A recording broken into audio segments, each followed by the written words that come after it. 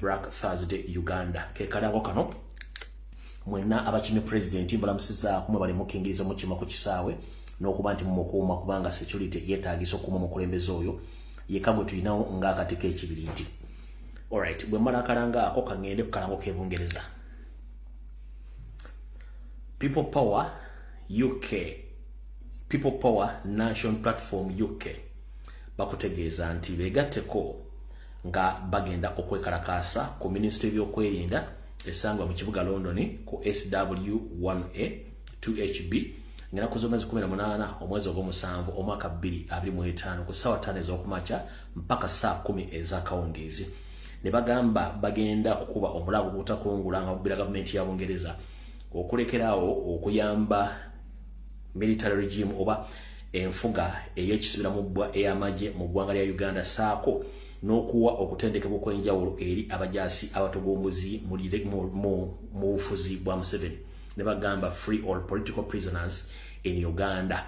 Ndowooza ako ne bwe sikadda mu Luzungu mukategedde bulungi nnyo, njagadde kasoma mu Luganda mukategeere. Kekigenda kubeera okwekalakaasa nga 18 omwezi guno gwennyini ku ssaawa 5 ez'okumakya mpaka ssaawa 10 ez'akawungeezi mu ggwanga lya Bungereza. Alright. Kana akalango ka munnankyukakyuka yagadde nga muyisizeewo nga bulijjo. Alright, mukawulirize bulungi nnyo. Abaana n'abazzukulu ab'enju y'omugenzi Ssebaggala Joseph Emalangala Busujju balanga ennyimbe z'abakadde baabwe Ssebaggala Joseph saako ne Namusoke Matilda ez'okusuubula mu ennaku z'omwezi 8 omwezi ogw'omunana 2025 enkeera nga mwenda bateekeko abasika. Bategeeza abantu ab'ebitundu bino wammanga okuli Kiwawu,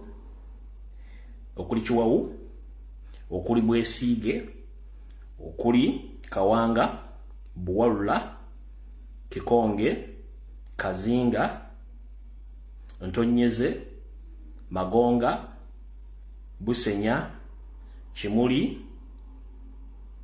mwenna mubeewo mu bungi nga mubabyako olumbe. Emikolo gino babasaba mugibeereko obungi. So mwena mutegeezeddwa abantu mu bitundu ebyo nti abenju saako abenju y'abagenzi ababiri saako abaana n'abazzukulu babategeeza nti olumbe lw'omugenzi Ssebaggala Joseph saako olumbe lw'omugenzi Ssebaggala Joseph ab'Emalangala Busujju balanga ennyimbe z'abakadde baabwe ajja Ssebaggala Joseph saako ne Namusoke Matilda ez'okusuula mu ennaku z'omwezi 8 omwezi ogw'omunana 2025 ate enkeera nga mwenda bateekeko omusika. Bategeezezza mwenna abatuuze b'ebitundu by'emmenye wammanga musobole okuba nti mubakingiriza n'okubabeererawo nga baabya ennyimbe z'abagenzi. Awo tuba tusimbudde ebirango biba biwedde. Ebirango biwedde twagala tutwale obudde bungi nnyo. Akalanga akange leero kankerekereze kuba mukamanyi bulungi nnyo sala kumala budde. Kati njala tutandike ne nga sinagenda kalowoozo. Njala osooka okwebaza bakomredi mwenna betukola omulimu gwegumu ababeera ku internet saa 24 abawandiika bakomenti nga basharing oba bali nnyo balire ddala naddala aboogezi ku mitimbagano egy'enjawulo okuli Twitter, okuli Facebook, okuli ne TikTok mo bali nnyo balire ddala kubanga mukola emirimu egyo temujjanga okwo mukimenti ennaku zino internet ya buseere naye mutwala obudde ne mwogera ensonga zino ku makya n'olweggulo era mbasabira okuba nti akatembo kabaggwa muleme kutya kubanga Museveni kyasiga okwagala kwe kutiisatiisa abantu n'okubatta bajje ku mulamwa naye obanga osigaddeko nga tolina gw'ote kitegeeza nti ogumye omanyi zisanga basajja ate era enywera yerima. Gwe comrade yenna nkusaba nga wayingira mu struggle kimanye nti okutiisatiisa kujja kubeerawo bagenda kukola bye baagala naye olina okuguma kubanga enywera yerima olwanira nsi yo kiri mu ssemateeka wa Uganda. Bakomrade bonna bamutakyala abamu tetumanyi biki byabatuukako babali babeera ku social media tetumanyi kyabatuukako sobola boogera kuba siri muzimu ambayiza okubanga baatya ambayiza okuba balina ebizibu ambayiza okubanga bayitirayo ng'abalongoose tetujja kyetusina kyenyinza kugamba ti kyekituufu naye nga abakyaliwo tugende naabo n'abaagala okujja nammwe mujje kubanga nsi yammwe tolina tteeka lyomenye okulwanira ensi yo mu ngeri eyo. Kati kano ke kalowoozo kaleero. Ennaku z'omwezi ziri 16 ezaakonka ku mwezi ogw'omusanvu mwaka 2025 kana kalowoozo njala kaweza bakomredi mwenna betukola emirimu gyegimu ab'enkyukakyuka. Akalowoozo kano njagadde okukabawa okusinziira ku bigenda bigenda mu maaso ku social media. tusobola okugamba nti Museveni mulogo era nga bwali omulogo naye ffe kennyini ate tulina ekizibu tulema okugoberera ebigambo omukulembeze waffe byatugamba ate ne tutandika okwefuula abatawulira oba bafuule bannampulira zibi. Omukulembeze yatugamba tuleme kubeera nnyo na mukwano n'okwesiga ennyo bannabyabufuzi. N'atugamba ffe kennyini twesiga emitima gyaffe ng'ensonga tuzirawo mu ngeri ya njawulo nnyo ku lw'eggwanga lyaffe. Yatugamba don't be loyal to any politician, be loyal to yourself. Yakugamba teweesiga nnyo munnabyabufuzi era tomwesigamako, weesigame ku ndowooza n'okwagala oli eggwanga. Kati abantu abasinga obungi temukitegeera, njala kibagamba olwo mukitegeere bulungi ku kalowoozo ka leero. Lwaki njala kibagamba? Njagala ebiseera ebisinga bakomredi mwenna aboogera ku mitimbagano mugoberere nnyo ebiga bya president byabakozesezza nga tonnayingira mu lutalo lonna sooka obale okwetegereza olutalo luno lutandise lutya luyingidde lutya. Munda byabufuzi bana abayofuzi bagenda balwanyisa entalo ze mutamanyi for their personal benefits. Nkiddamu munda byabufuzi yena asobola okulwanyisa entalo ze at his personal benefits nga ye afuna mu nga tofunamu. At one time wasobola okuweleza Airtel wasobola okugamba ekigambo kyonna. The moment omuntu akusasula corrupting obwongo bwo kitegeeza agenda kukomandinga. Kiringa essimbo n'ogiteekako data n'ogiteeka mu masannyalaze n'ogicharginga osobola gwogikomandinga. Kati n'abannabyabufuzi baleme bakyajinga bateekako data ate mutandika okwogera ebitakwatagana. Lwaki? Nabagamba tulina okwewala nnyo kye tuyita okuyombagana okulwanagana nga ate kuli muffe munda mu kibiina tekuna kikugattako kuwo okujjako kuwo mulabe ekyaganya okutandika otuyingiramu. N'ekirala njala tukendeeza ekintu kye tuyita self importance, okwewanya amakulu eri abantu mu struggle nga yewanya amakulu okwagala okusinga abalala. Ekyo nakyo kikyamu. Struggle ffenna tugyagala kyenkanyi era tugiwagira kyenkanyi. Ekyo kino njala mukikendeeze okuwa self importance nti nze nsinga nze nkola kino nakyo kikyamu. Ffenna tulwanira ggwanga limu Uganda. Kati njala bagamba ku ntale zigenda mu maaso nga ziri within nga muzirwana ku social media byendaba please nga tonayingira mu lutalo ogamba nti nze mpagira ono nze mpagira oli. Sooka oddeko ebbali osooka okole observation olutalo lwenyingiramu lwatandise lutya era bwe nduyingiramu nnyongerako ki, olutalo luno lugenda kuggwa lutya. Ebyo nabo omala obibala sooka obuuze lwaki bwe bakoze press conference teboogedde ku lutalo lundi mu luyimirize oba teboogedde ku lutalo mu luveemu oba teboogedde ku lutalo ntulu ABCD. Monitoring emitimbagano gy'abantu bwe tuyita ba struggle abakulembeze n'abo abaliraana abakulembeze kiki bawandiika ku lutalo olwo before nga tonnaluyingiramu. Sooka obale okukola okunoonyereza nti olutalo luno luyingiramu ngaani lukomekerezaawa. Lwaki abandi badde batugamba nti kino kikyamu tebatugamba nti kino kikyamu nga nabo basirise? Lwaki? Kubanga mwe muyinza okulwana entalo nga temumanyi. Waliwo olutalo lujja ng'olina ddodda bbali bannyiniro balwerwanire. Lwaki balwerwanira? Kubanga bo balina kye bafiirirwa. Gw'ofiirwa ki? Nkubuuza, gw'ofiirwa ki? Ate na kino kiddamu nti buli muntu alina right okwesimbawo. Buli muntu alina right okwesimbawo. Kati muntu oba alina right okwesimbawo kiba kitegeeza nti buli muntu agenda okwesimbawo alina manifesto ye, alina support ye.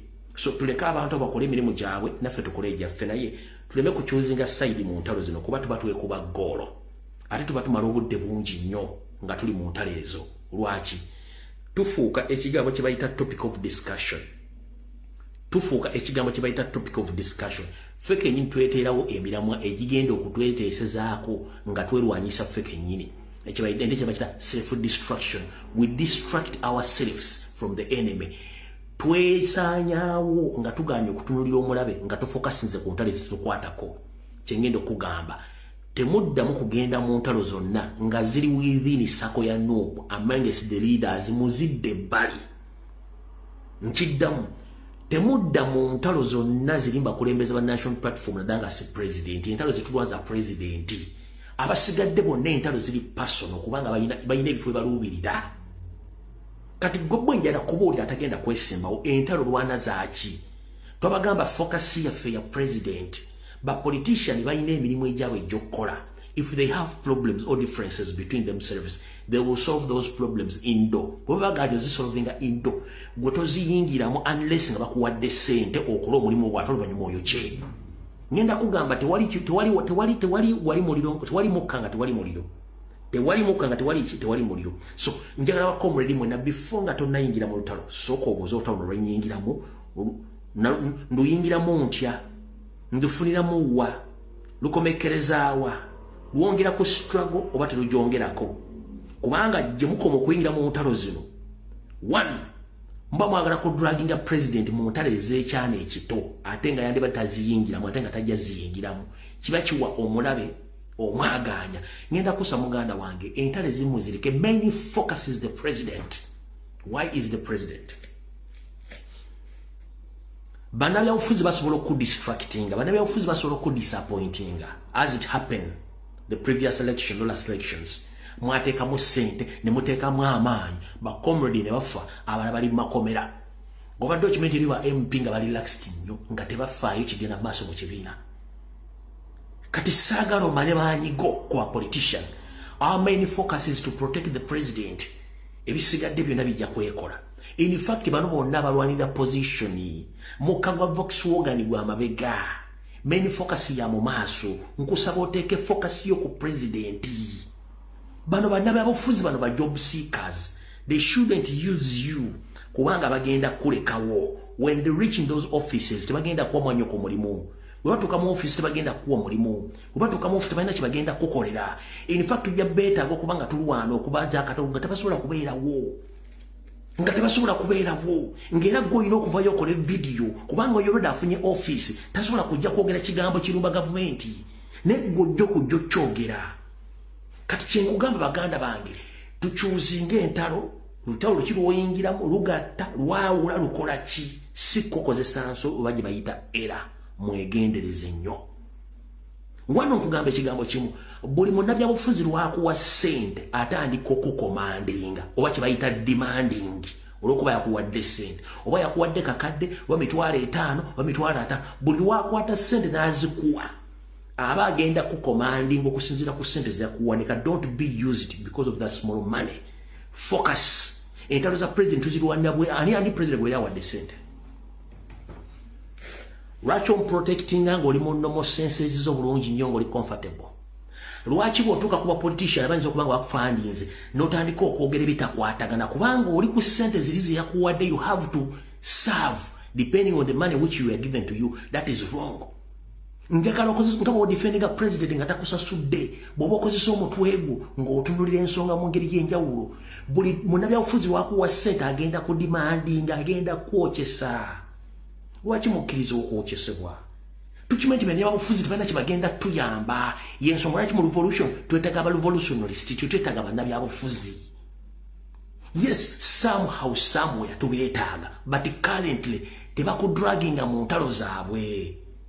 Tulinde wali akasengejja kasalewo ani yaani.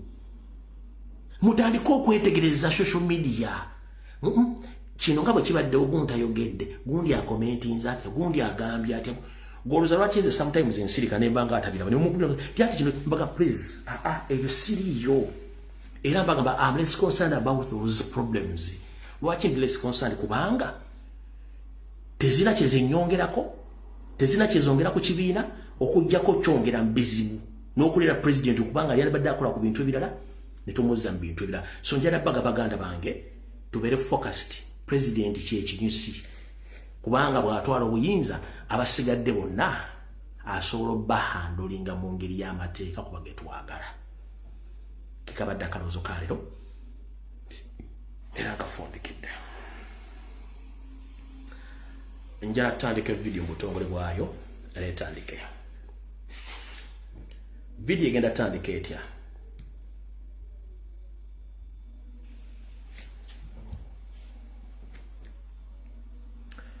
Video njagala etandike bweti olwaleero luno.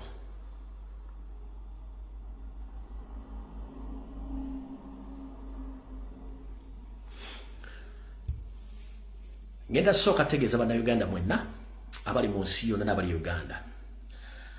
Mulina omusajja gwe mwalabye ennaku bbiri abega Rasta eyazze nga tali mu ngoye nga ina dreads najja nabula certificate ku kitebe kya national platform nasinkana president namubuuzako mu ngalo.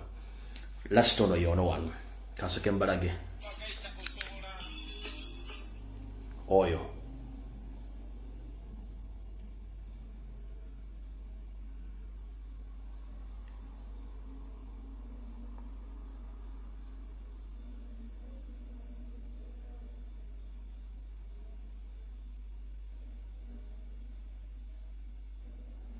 right. Last oyo mwamulabye nembera concerned nnyo ku security y'ekitebe ne security ya president. Njala bagamba buli omu gy'olituula emmere ku kemirembe tewali buzibu. Ngenda kuddamu buli omu yalabye last oyo ngazze tuula oli emmere ekokke mu ntumbwe tewali mirembe. Lasta alikkirya nnyo, lasta alikkirya nnyo, so saagala mweralikirire nti ate yazze nakwata president mu ngalo ate kiki no. According to research yange nekye nakoze lasta alikkirya nnyo, talina buzibu era buli kimu kitambula bulala tewali buzibu. So nze ntino bagamba njemba wa security ne bagamba nti ABCD nenenu jala bagamba ekintu kya lasta yaze ku office nagula certificate lasta alikkirya nnyo olw'ensonga nti si muntu mubi ebisigadde ala yamanyi kubanga ffe tukebeza maaso ala akebeza mutima. Nenjala bagamba lasta alikkirya tewali buzibu. So ekinjagadde soko bagamba kale katandike. Waliwo ensonga ze sijja nenjogera nenzirekawo nensirika nga saagala zingiramu.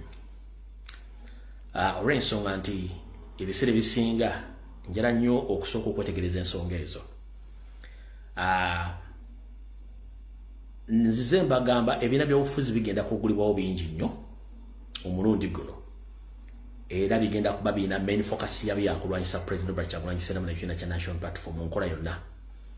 Naye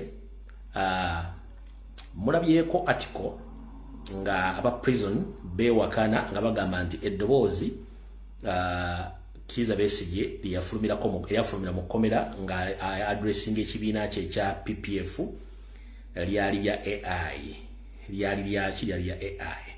Kati bwe bati bawandise message eno naye njala kugamba buli lwolabanga state ng'evuddeyo okukola disclaimer ku nsonga kiba kitegeeza mission yayo eba eri exposed. Jukira nabagamba buli muntu yenna state agent ne mulanga bamukutte tayo mukubi oluyi ettaye bagenda gimusasulira oluyi bagenda dumusasulira n'obudde bamumadde bagenda obumusasulira. Nyongera okujjukiza nti abantu abamu mu makomera tebabeerayo babeera bagenda baleta mu makooti. Do you copy that?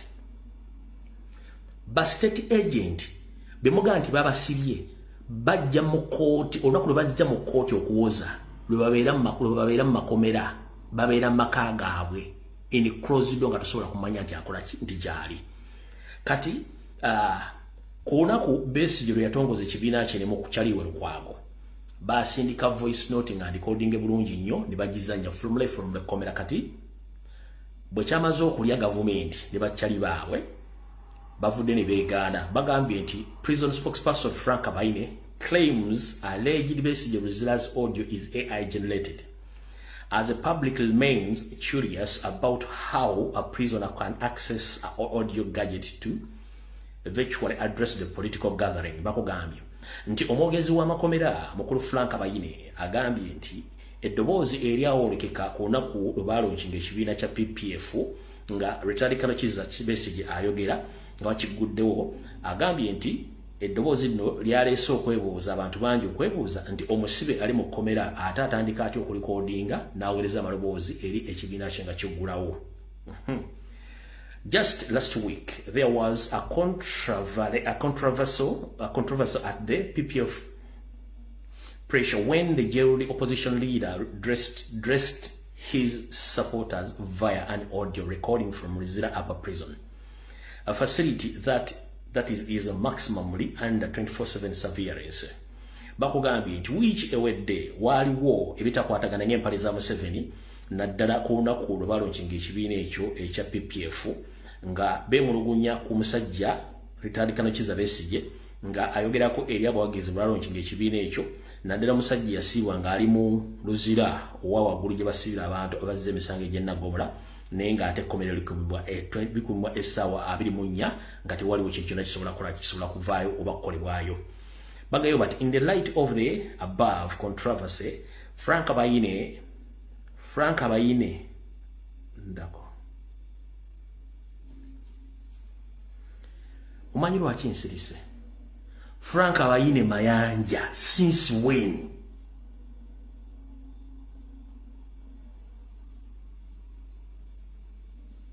Indako mwala akuteesa yetekako erinnya egganda nakalima omunyalwanda 1998 yetekako erinnya egganda Frank Abayine mbu mayanja since when? Mugamba baganda tulina enkwe abaganda babi otandika otyo okubeera manya otandika otyo okwedisigayizinga mu manya g'abasajja b'ogamba nti you hate them, you don't like them, noteni weetekako amanya gaabwe. In fact kino kigenda kumpa kyembadde ngendo bagamba olwaleero kamba sobere kana akasembayo. In the light of the above controversy, Frank Abayine mayanja believes PPF manipulated an audio recording of the past message address, used an AI to compose a message. It should be noted that amongst the state of evidence is that related to AI audio that are said to be used in courtroom pinning message. Bwato byachogedde kati ekyo si kyekikulu, ekyo kibategeezeza nti mwegendereze nnyo, temumanyi nkola ya Museveni bw'akola bintu bye. Museveni abantu abasinga obungi badiringa nabo, abantu abo tebasula mu makomera era tebabeerayo.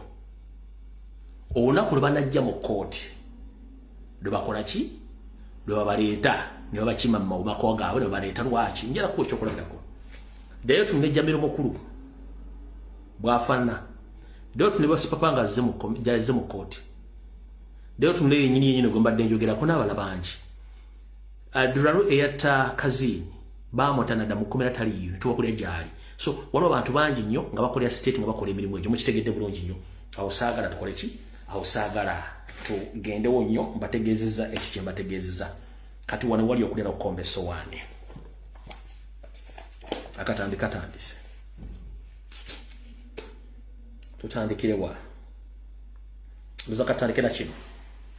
Njagala mumpulirize bulungi nnyo. Bulungi nnyo njagala munkwate bulungi nnyo. Ebigambo bye ngenda okwogera olwaleero. Bw'obanga oyina amadinisa nga ga Pentium obanga tegaweza RAM GB oba 5 GB RAM, ebigambo bino bizo butabitegeera. Leka nsubire nti abaleke essaawa zino amadinisa gamwe gali updated. Kubanze sidiringa na bantu balina RAM mutono era nga bakyalina Pentium. Nzenko njala abantu nga balina kati kwat balina RAM gwe bakozesa. Kati mumpuliriza bulungi nnyo. Okusinziira ku bigenda mu maaso mu Uganda, n'ebigambo ebyokutisibako amatu g'embuzi tuliisengo ffe ng'Abaganda, ndi wano otegeeza eggwanga mumpulirize bulungi nnyo. Si buli alina erinnya egganda nti Muganda, ate si buli ayogera Oluganda nti ki? Nti Muganda. Kyenva olumu mbagamba si buli ekisiba ekiteeteeyi bayambala busuuti boarding nti mukazi abakazi banjawulo. Nti si buli musajja ayambala empale abeera musajja, nedda omusajja obeera buvunaanyizibwa. Do you copy that? Ekyo nga nkimaze. Kati njala ompulirize bulungi nnyo. Emyaka 40 bweddu egijjudde obugule nga mukulu Nyando Yosoferi tibahabulwa Museveni, omusajja Omunyarwanda Kakuusiri atonye mmoli muzezedde ensanga bisibe nanyini kabuyonje etonya Muzeyi Biti Juma nga atukunkumula emyaka 40. Bachali bano baali bakola enteekateeka namutaayika ng'ensi baagigabana era balina abantu bakwatira ensawo n'okukola buli kimu.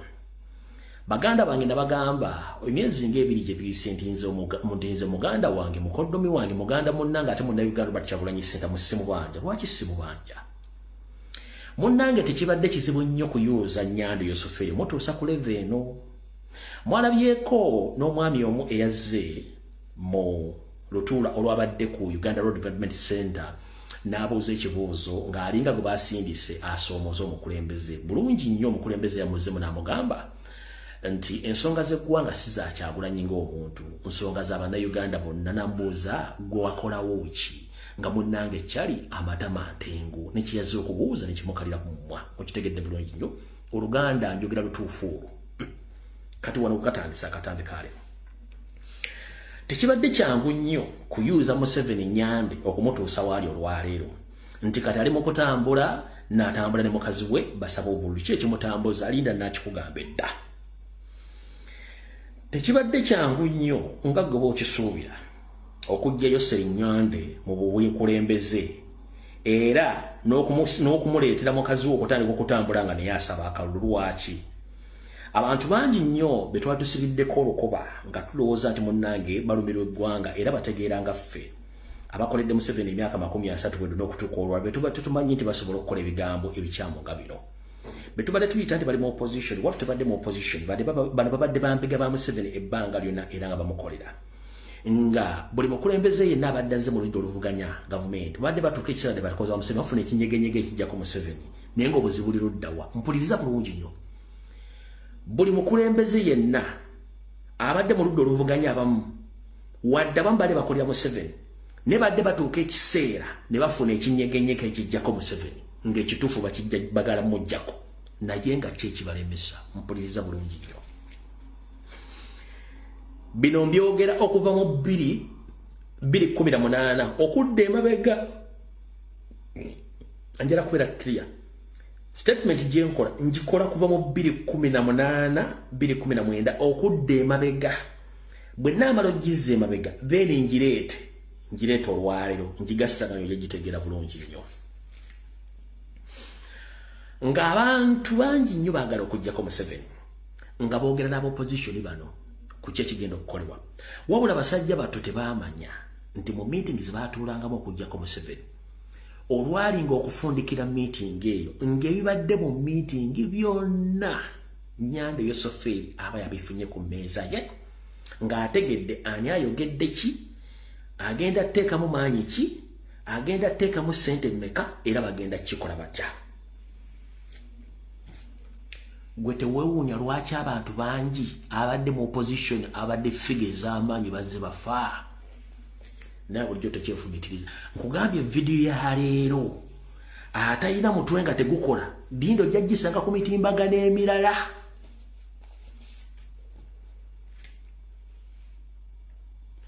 Vidiyo jaggisanga ku mutimbagano nkugambye atayina mutwe nga tegukola vidiyo jaggisa ku mutimbagano omulala. Njagalo zeeyo bannabyabufuzi abadde bajja battibwa nga mubamanyi tebabadde ku opposition. Otandika okulonda mu bannabyabufuzi enkwezenge nakati eziriwo lwaki zibadde tezifa.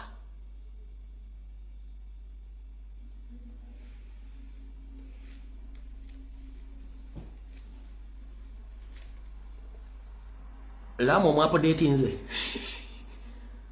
Lam omwapodeeti nze.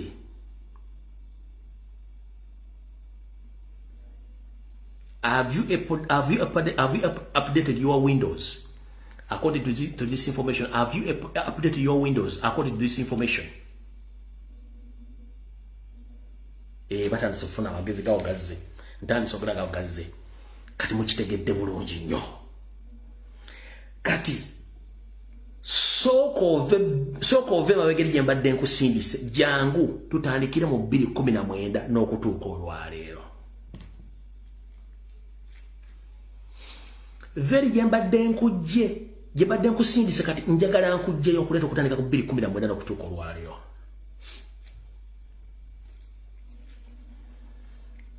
Twalina mission ey'okuggyako Museveni by all means.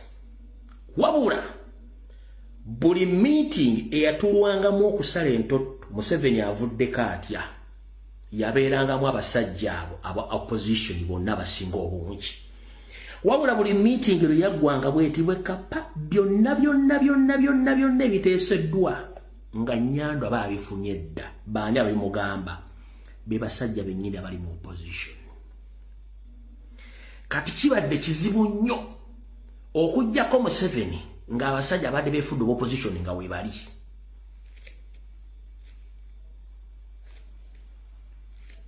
Oba nfunye kibadde kizibu nnyo okuggyako Museveni nga abasajja opposition bonna be mbadde opposition weebali. Kibadde kizibu nnyo kubanga bimwateesanga olwamalanga meeting gye bazza we bateeseza kino bagenda kukola kino ne batandika okuwa obutwa ne batandika okunyiga buli omu up to olwaleero. Museveni kyabadde akola ndowooza kitegedde bulungi nnyo. Kati olw'okuba ffe abajja ku social media tubawa information nga teriko nfuufu teriko musasi teriko ki neryoka ekyankalanya abasajja bonna ne bajjoji bali lwaleero kati njala soka kubuuza golooza lwaki njala soka kubuuza golooza lwaki abasajja badda ku mitwe bagamba bwe tuba tugenda e Bulaaya Kyagulanyi tatutwala Kyagulanyi bagenda mu UN tatutwala bwabagenda mu UNA tatutwala bwagenda meeting ezimu tatubulya wajalaga so nga ate ffe twandibadde tukola ki ffe bantu amanyi politics era amanyi ne international affairs lwaki tatutwala lwakuba Kyagulanyi yamanya abantu badiringa nabo n'asirika n'agamba wait a minute nabba kwata mpola mpola kubanga ne program eyali ey'okujjako Museveni mu mirundi egiyise obungi basajja bajuwa Museveni n'agimanya kati awo tuvuddewo wenkubuuliza muganda wange Kyagulanyi yandigyeko atya Museveni nga buli ekyateesebwa nga bakiddisanga Museveni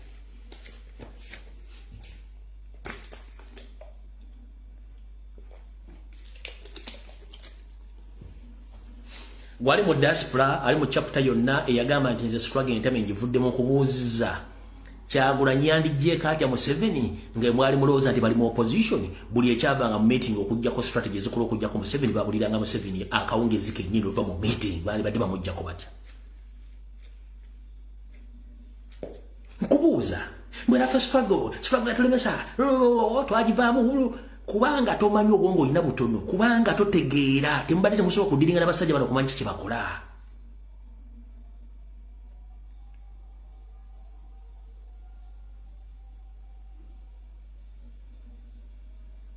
kati kankuze ku current situation Museveni bwe yayingira mu bufuzi ne abazungu bamwaliza okuteekawo okuza ebibiina by'obufuzi mu biseera ebyo waliwo ekibiina ekya CP waliwo ekibiina kya DP n'ekibiina kya UPC bwe mba seerabidde bibyaliwo pozi n'ebiro ebitondo byinza okuba neerabidde n'akuliyeetinga ebibiina nga biri full registered ebisinga obungi nga biri full registered nga biri mba RDC biri mba minister biri mba general nga birina amayumba gali mu briefcase kati ebibiina ebyo bye bajjayo kubako enfufu okubireeta okulwanyisa Robert Kyagulanyi Ssentamu in the district zimbadde temukimanyi banyabo ne bassebo ebibiina byo bwe baggulawo ebibiina kubanga Museveni twali tuli mu movement ensi ne zimugamba no mulina okuzzawo enfuga ebibiina ebingi mu biseera waliwo CP DP UPC n'ebibiina ebirala bitonotono kati bw'abizzaawo ye n'akuliyeetinga ebibiina nga 40 nga biri full registered nga ne EU Uganda Electoral Commission ebimanyi bulungi nnyo biri full registered n'abikwasa ba RDC n'abikwasa ba General ne ba Minister ne Electoral Commission ng'ebimu ebirala biri mu nsawo zaabyo ebirala n'abo abaana byabufuzi nga babirina n'abanga abirina kati tabadde nnyo na pressure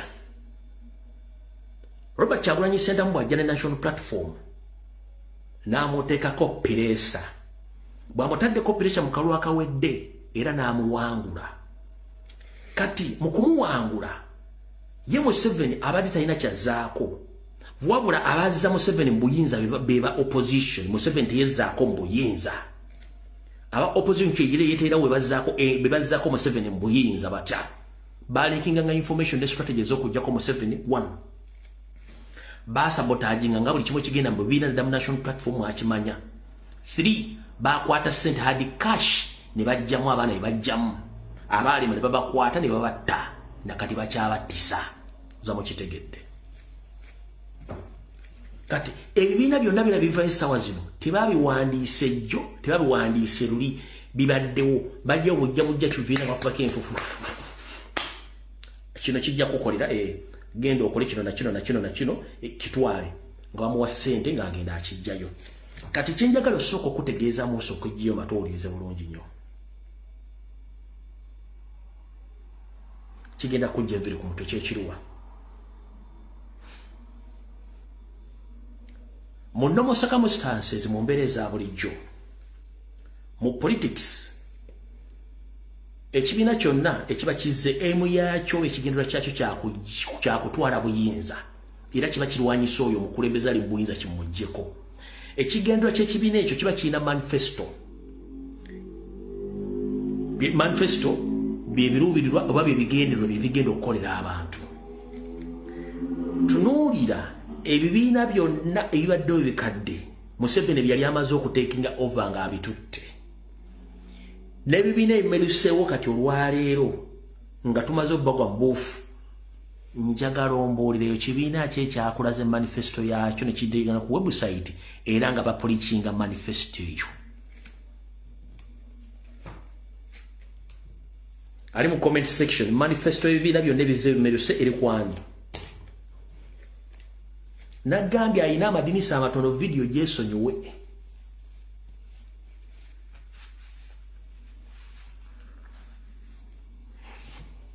Nkunnyonnyodde nkugambye ekibiina ky'ebyobufuzi kitandika nga kirina manifesto n'ebigendererwa.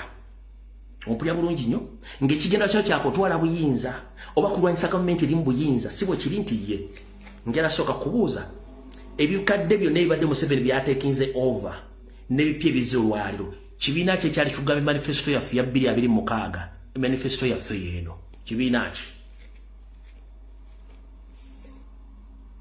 Ngera kubuuza manifesto y'ebibiina byonna eriki giwandiika.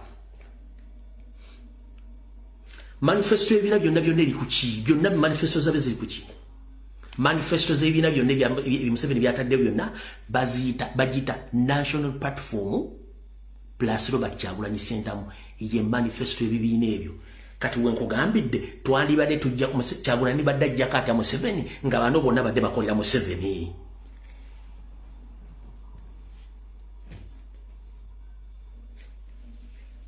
Oba ontegedde simanyi wamuntegeddemu njala muwandika abantu nga kumwandikako nti kyenjogera mukitegeddemu saagala kuleka muntu nga tategedde ensonga zino. Njagala nkunnyonnyole nkutereeze bulungi nkulambule bulungi ensonga zino zitegeere.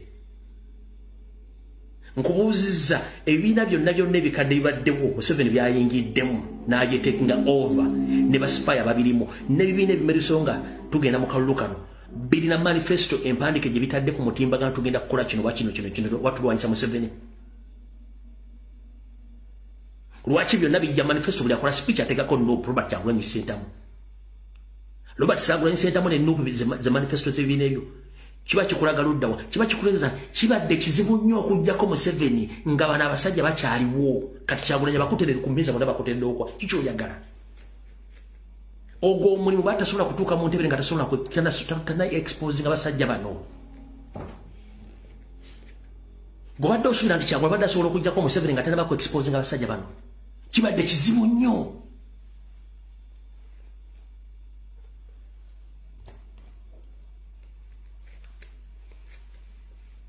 Kibadde kizibu nnyo okujjako Museveni nga tonaba ku exposing abasajja bano. Era singa abadde waguddewo n'akatabanko mu ggwanga nga tonnamanya bano bonna bannabyabufuzi be baani Kyagulanyi n'afuuka president badde basobola omuttira mu wiiki nga bamutta be bano bennyini. Kati nkubuuziza singa Kyagulanyi atwala obuyinza olwaliro ng'aguddewo ekintu kyonna kubanga kisobola okugwawo ogenda kulonda kabineti ogenda kulonda ani? Wandiika wano bw'ogenda kulonda kabineti ogenda kulonda ani?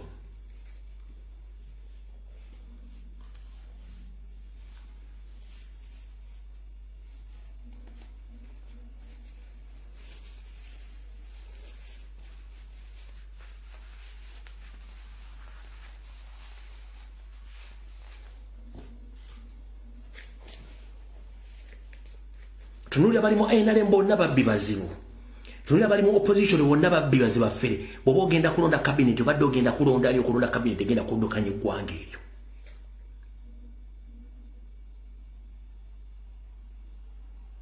Tunula I'm not biased ndoba nina gwe nnumba wabula nkubulya ali yali tebakyasobola kubulya wantu wala wonna.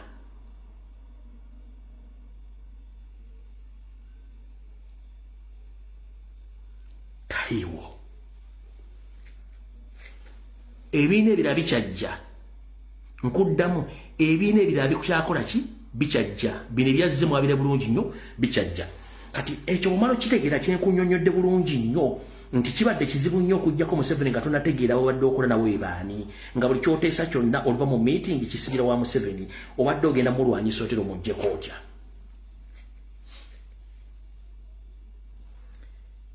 Ekyo kitegedde mukitegedde bulungi nnyo bwe mmala okitegeera eyo ensonga njala ngiveeko tugende ku nsonga endala. Na kino kyengenda okwogera kiyinza obba wamu obuzibu okutegeera ne kankibannyonnyole. Waliwo ebintu bibiri byanjawulo.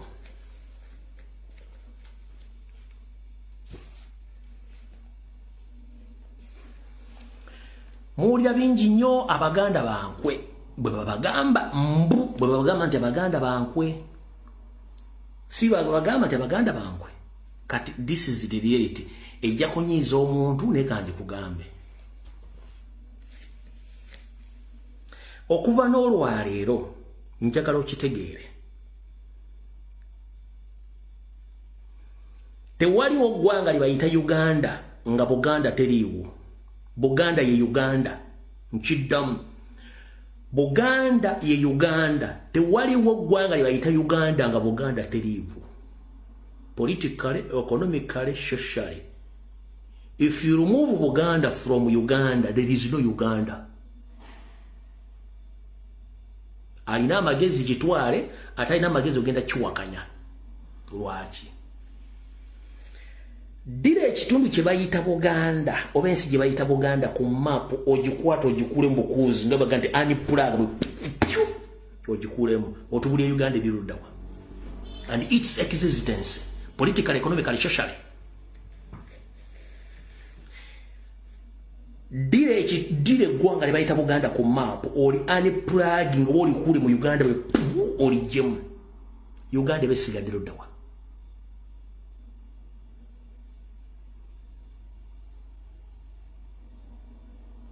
Ekigambo kibayita unplug kwe kusikamu.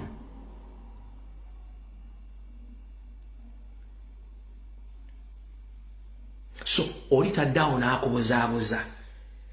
There is no country called Uganda without Buganda. Uganda is Buganda. If you unplug Buganda in Uganda, there is no country called Uganda because it doesn't exist.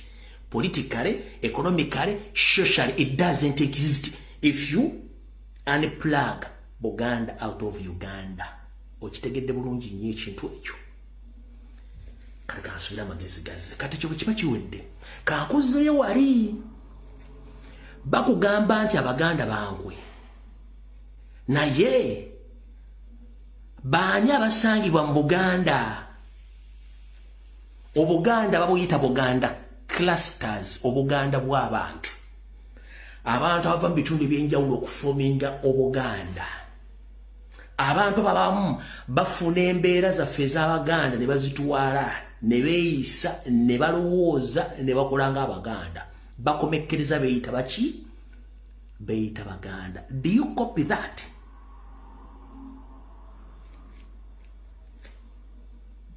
Nkubuulidde kiri ekisoose. Kati nkubuulidde abatambuzo Abaganda bankwe naye ga okay kale bankwe. Kankuzwa. Kye bayita Buganda kye kifo kyokka ekikuŋŋaanirwamu buli muntu yenna ava gy'ava mu Uganda n'asinkana Buganda. N'agulamu ettaka, n'azimbamu, n'asomesezamu abaana be, n'akola buli kimu ekyetaagisa kyatasobola kukola waabwe. Abantu bano batuuka ekiseera ne bayiga, ne basoma, ne bakuguka, ne bafuuka Baganda. N'amannya beekomekkeza beyita Baganda. So when they come out to commit crimes using our Chiganda name, how are you going to differentiate between Baganda and the so-called Baganda manya or Baganda by nicknaming themselves? Those called themselves Baganda using Chiganda names. Ogenda Bawroad.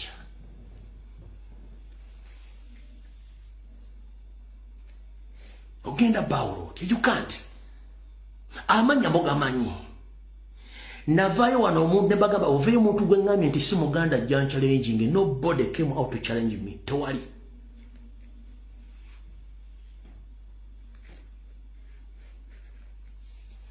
nabagamba no gwenjogerako nti ayina akabuuza jan challenging ku byemwogerako tewali yali avudde ku challenging ku byemwogerako kubanga bakozesa amanya g'Abaganda okukola enkwe so kati njera kikusomesa olwo kitegere bulungi nnyo nege video yali omuntu ng'omutwe gwo munafu bambi gyesonyiwe so kati gwe bagamba nti Abaganda bankwe nenjala kugamba baani abasangibwa mu Buganda be bannayuganda bava mu bitundu ebirala abasoma ne bakula ne bayiga obulombolombo neno ne bafuuka Baganda ne beetuuma n'amannya g'Ekiganda okitegedde bulungi nnyo ekintu ekyo kati njala kugamba ekigambo kino okiwulire bulungi nnyo era tekikulumya mutwe lwaki tekikulumya mutwe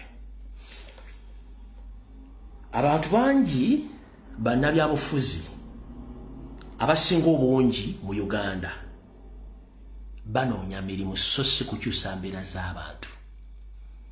So many politicians in Uganda, they don't work on behalf of Ugandans. They work on behalf of themselves and their families. That is it.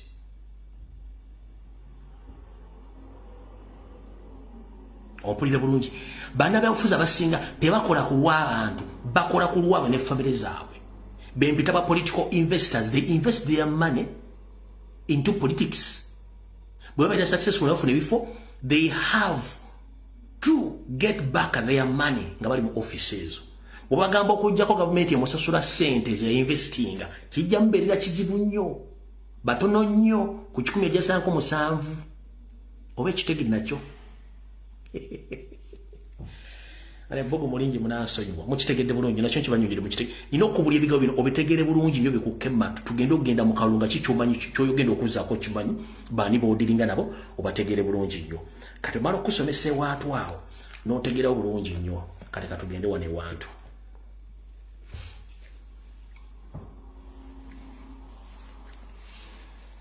Ebigambo bingi byogeddwa mbanyonyodde nti buli kibiina ky'ebyobufuzi ekiri mu Uganda manifesto yakyo bagiyita Robert Kyagulanyi Ssentamu ne National Unity Platform. That is their manifesto and that is their target.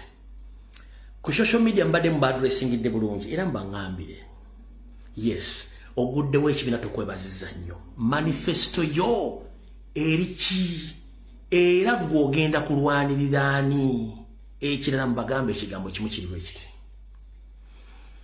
Kale tukkirize Kyagulanyi byamulema ebyokuddukanya political party kati gwate aina chance okutekinga of political vacuum. Why do you fight the person whom you say that he doesn't exist? Hey,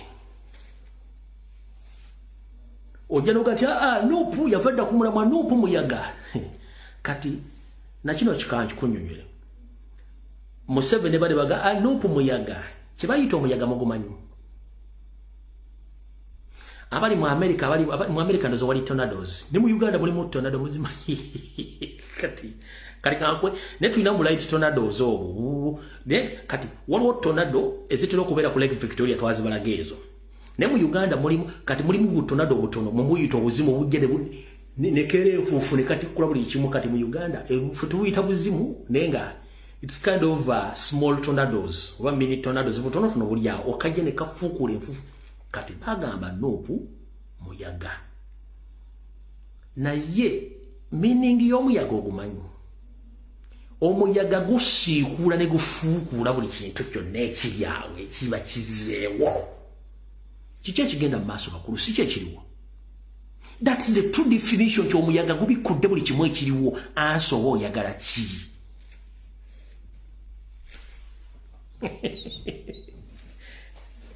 Yes, bakugamba Nuupu muyaga. We accept that. Naye mbamulidde kye bayita tornado ziri mu America muzima nente etwala n'ennyumba etwala n'ente. Kati nabo mini tornado zimu n'ofu bwe tuyita obuzimu. N'obuzimu bufumula enfufu wakati. Nuupu bagiyita muyaga kati gwe omuyaga egambi buzimu. Omuzimu bwe gutuuka ewantu gufuukula buli kati ekintu kyonna Nuupu kyonna ekifuukudde ekitadde kungulu bw'ekiti kyonna ekifuukudde. Kati muba mwali mwagala ki? Omuyaga ogusingako gwo mwali mwagala ki? Kati omuyaga gumaze okubafuukula mwenna gubajjeeyo kitegeeza tudda ku tsunami. tsunami yasitula amazzi mu nnyanja kyekiddako tsunami yajja kati omuyaga gumaze tornadoes omuyaga gusiikudde buli kimu kitadde ku ngulu ne mwali temusuubira fane enough kata kasoke nkuwamuka brief explanation ku mando bwanika eyajjiramu ogwo omuyaga omuzimu oli wakugamba nti he is a land friend era an experience mu politics nga tasobola na convincing family nga mulimu n'abamuwakanya. Is that person perfect to be in the office of the president? No. Omuntu wakugamba is a land friend and he is a politician nga tasobola do convincing abantu olukumi okujja okumwegattako free of charge. Is that a politician? No. Aba si politician. Era abantu bati bamwagala. Kitegeeza nti will of the people ebegenda ku muntu gwe baagala yensonga lwaki bajja free of charge ne babeerawo. Kati njala nkunnyonnyole. Embere by'obufuzi negera abantu gibadaba mu Uganda balowooza nti abantu bakyali basiru ku mbeera eri lwaki.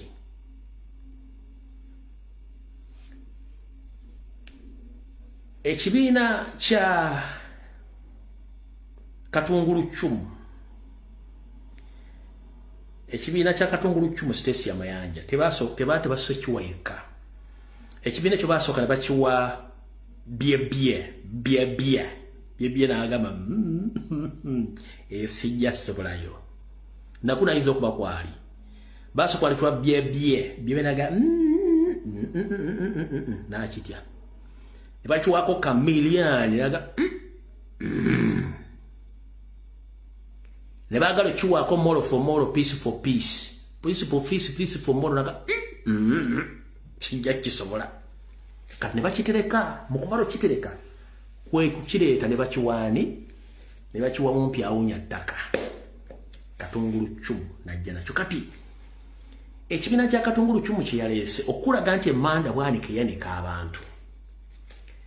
Bw'ogamba nti oleese ekibiina nga bakiyita peasant maybe because biti ekyo ekya Katungulu Cumu. Kati njagala osooka ombuulire ekibiina kya Katungulu Cumu bakiyita Peasant People's Party. Si kyekyo Peasant Political Party. Si kyekyo bayita Peasant Political Party. Ekibiina kya Katungulu Cumu. Kati simbo kikabonero kikuwandibadde okozesa okulaga omuntu nti peasant ye muntu wa wansi n'asimba yatakyalina kiddako ye peasant. Naye oleese Katungulu Cumu omuwadde kalaamu ennene ennyo mbuke kabonero k'ekibiina. Does it represent the peasant? Ekalamu nge representing about peasant. Does it represent people or does it represent the peasant people? It doesn't. Kubanga tekikwatagana kibiina. Kitegeeza emmanda bwaniko yamwanise lulu nemulaga nti Katungulu Cumu kibakuleetedde tojja kisobola. Bw'ogamba nti it's peasant party ng'ate okutte ekalamu. Ekalamu yabarandi friends kitegeeza nti yabaasoma kati kuba kuwadde simbo tomanyi kyetegeeza emmanda bwanika tugenze kutujja mpola. Ne bajja ne baleeta ecological party. Ecological party teina address. Nyiniyo yenyini teina address ntufu mu Uganda. Nyiniyo kenyini yeremererwa. Ekisymbolizing oba ekiraga ecological takirina ye kenyini takirina. Okitegera bulungi nnyo yayogera amateeka yagamenya. Kati oyo abagenda ku representinga ki ekyo kitegedde bulungi nakyo. Tugenze ku mukulu ono omukiga yeeyita Omuganda ne munnooli bigiirwa ekibiina kyabwe kibaleese. Kati fun enough nina kyenjagala musooke mwetegereze nnyo wano.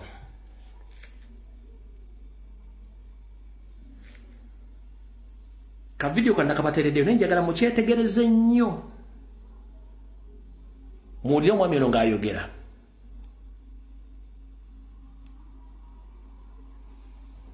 Today is the 16th of July 2025. There is no political party on the register of the Electoral Commission called Common Man's Party. We have got 27 political parties The newest to be registered from the foundations upwards is the People's Front for Freedom. There have been some other political parties which have changed. Like the National Peasants Party? Exactly, those changed leadership. We have ones that changed name, and now you have a Democratic Front. Those went through the processes. The processes for changing the particulars, the name, symbol of a political party are provided. And they say that any existing political party under this act that wishes to make changes or alterations shall notify the Electoral Commission in writing. And of course, when you are notifying the Electoral Commission, you have to quote relevant articles of that particular political party's constitution that outlines what methodology, what mechanism, what processes must be undertaken within that political party to change leadership, to change name, to change the constitution, to change a symbol, or any other particulars. Omuntu guno mugulaba guno nina gwe neetikiddeko omulala sinze nze kana gwe neetikiddeko omuntu guno omulala kati wano wenjagala mba challengingire mwenna mu kibiina ekyo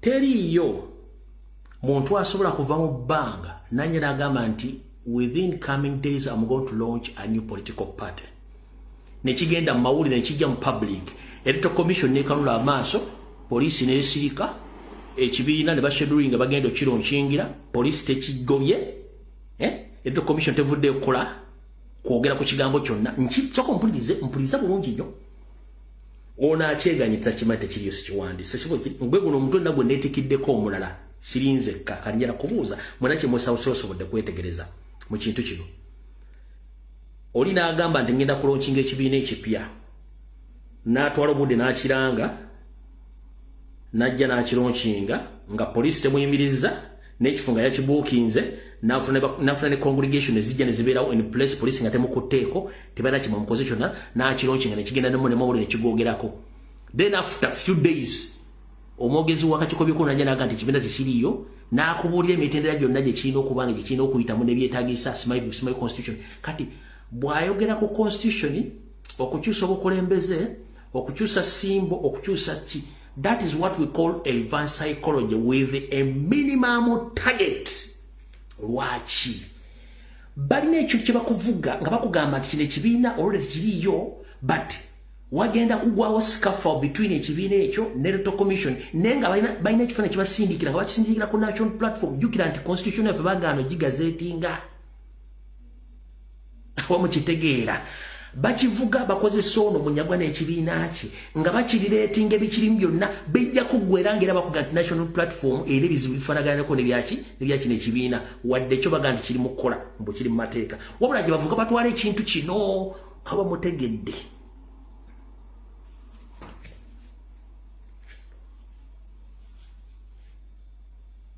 mukitegedde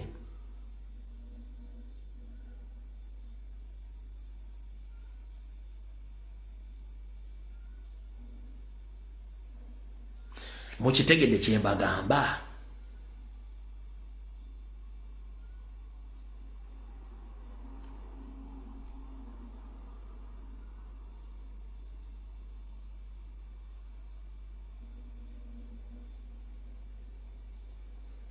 kati mukitegedde genda obuuze ekibiina kya Katungulu Cumu kyafuna delegates conference ekibiina kya kyono omuli wa Pirawo kyafuna delegates conference era who are the delegates kati gwe tekikuwa magezi wona bwongoba okulaba nti olina okutunula mu n'olaba nti bano bonna bali mu panic balina kye bagoba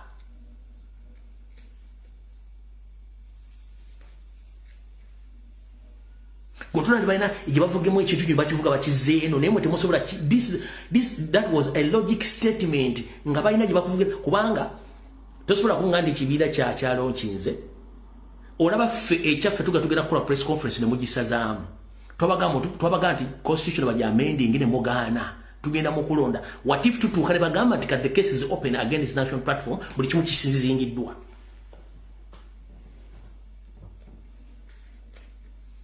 ekyo badde okirowoozaamukko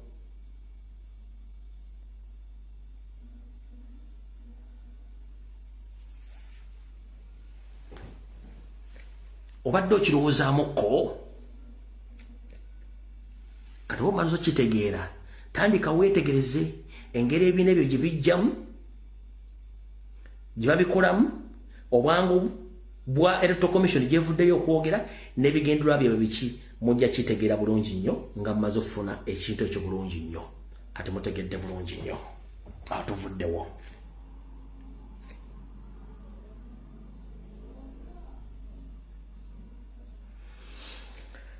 kati ekira kye mbagamba nti emmanda bwanika ate era ekola nnyo mu lugero lugamba nti eryokangane tunye ntulabe ensisira bwezenkana omyoyo nkulagiridde ne nkugamba nti oli akabonero ke bamwokesa pizza takwata kalaamu ekkalaamu ebayaba land friends abaasoma ne pizza nti okwata ote ekkalaamu oyo nayo kiraawo n'amala kansoke nsimbewo wano akawakatirwa wonna wowulirira Katungulu Chumu Stacia Mayanja ng'ayogedde ku linnya Kyagulanyi oba National Platform ng'agirumba bambi esimu yange eri open nina akatabo k'emmese kuye omanyi nze sitta kibe nga sina kikenenya ndusu wonna wowulirira Stacia Mayanja ng'alumba president oba alumba National Platform nina akatabo k'emmese ensi egenda kubeera surprised walumbira Nuupu oba president bambi nembachi esimu nzijjako saa mukaaga ne muŋŋamba bugambi nti yayogene munsharingira video nina akatabo k'emmese emmese ze Kampala zituzina exercise book zisoma mukali nja musomera akatabo k'emmese ye ajja kiwulira nja musomera akatabo k'emmese nkalina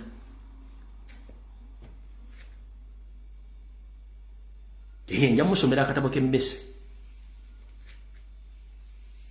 nkajja mu 2014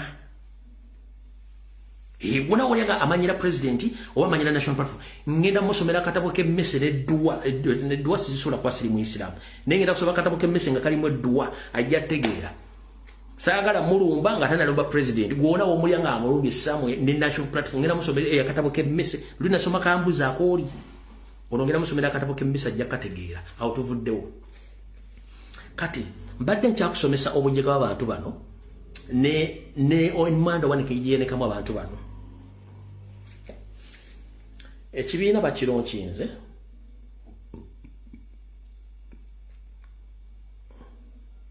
bamala okironkinga akabonero kaabwe ne kabookesa batya 1 tosobola kugaa nti olonkinze ekibiina nga akabonero kaakyo lusaniya okulya omuceere nga muli mu kulya buli ekikolwa ekyo kiraga nti mulimu gwamu gwabalese gwakulya si gwakwongera ku nkyuka kyoba gwakwongera ku ggwanga so kati eyo simbo yabookesezza era kyovula baga nti gwe teweraliikirira ng'omuntu eyasoma abantu basoma bakola era nkiddamu abantu abagamba nti basoma bakola era wootasobola basuubiriza naye ng'omuntu gwe bagamba teyasoma tasobola kukola era kuba amala kulowooza gwe tosobola kungamba oli akoze peasant party ne symbol kalaamu it doesn't represent the party nonga nti ono ayina simanyi bikoze bitya naye nga akabonero kaabwe suwaani ya lusaniya lwa muceere it doesn't add up ekyo kikulaga nti bano bazze kulya buli ne bw'okiraga omwana omuntu agenda kubuuza tuzze mu kulya mmere banyaga that's not a political party. That is a catering service. It's not a political party, it's a catering service because they serve food. We know if food is not served in at home, it's served in restaurant or in a hotel. Or in any big public gathering, we are serving a meal. So that Bogaman is symbol ya meal. Sorry. That means that is a catering service, not a political party. So, bakola era after era after era nga tutunula. Kati ekirala. Wali okyetegerezaako bukyanga mukuba Sseddugge akabiina ke ne kafa. Kyaleetedde Museveni kennyini osiri kutandika okuba campaign nga nabo gisimufungize before. Baali bamanyi nti Sseddugge agenda kukwatayo. Mwakuba Sseddugge mpuuga maana n'ebikonge byonna ne bafa kati Museveni agamba what is this? All the people wanted to use in the political arena, they have been defeated by this man, and the man doesn't do anything. He's quite somewhere seated there. He's just watching each and everything. What is going on here?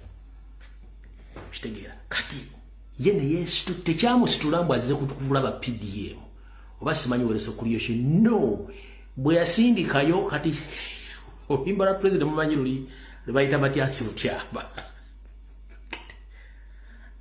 omuyizi asooka sindikayo mbwa nga maze otegentuula kati embwa bwe zitadda omuyizi afunamu ekizibu ebiseera bisinga bwazikoola ne zitadda ategula lutuula lwe n'akwata n'amafumu ge n'ateekako njabala abakimanyi nti embwa ziri zimanye ewaka bwe batezifunye ekizibu zijja kudda ewaka kati Museveni yatega entuula ze alina n'embwa yatembwa embwa teziddanga kati kiyakuze yateguluddewo entuula ze n'amafumu n'ayingira Kampala okuyingira Kampala okumanya bizibu nnyo Kyagulanyi ofuza Museveni ne mukazi ono omufukiramu Janet yenyimbwa n'asika n'ennyindo ng'awunya mu kagolo akagolo mukamanyi najja mu Kampala abeere ne boyfriend we mu banoonya akalulu Nyando Yosoferi gwali okirabyeko wa Nyando Yosoferi n'atambula ne Janet banoonya akalulu mu Kampala before kitegeeza bayidde bapanikinga kyembagambye kati videos gizo naze mwalabye zensani ya buli kimu kyonna nkizingiddawo saagala bawa importance na buli kimu naye omwami oyo bwe yasituse okwogera ne byayogedde yamaliriza manifesto eri ku Kyagulanyi ne Nuupu naye nga yabadde ng'agamba nti Nuupu terina ideology terina future terina focus mumbuulize what is your future and what is your focus and what is your manifesto as simple as that. Don't waste your time, your data.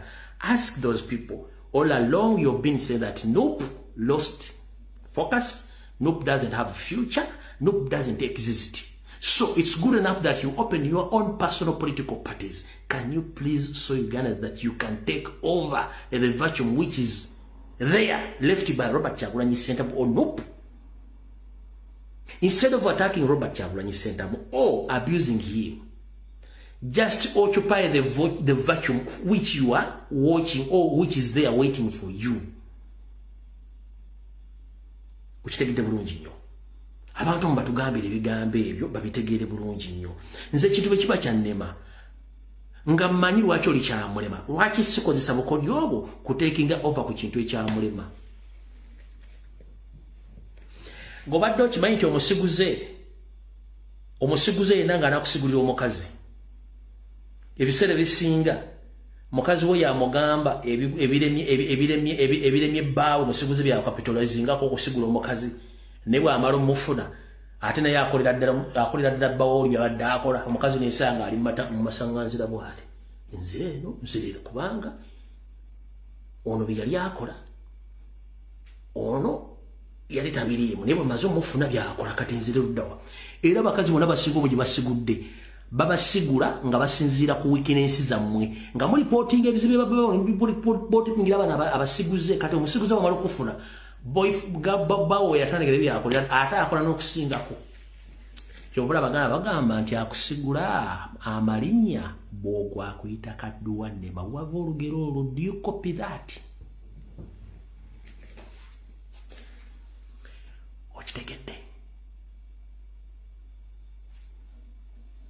Okitegedde ekintu ekyo mukategedde ako keekaluwa nkunnyonnyodde.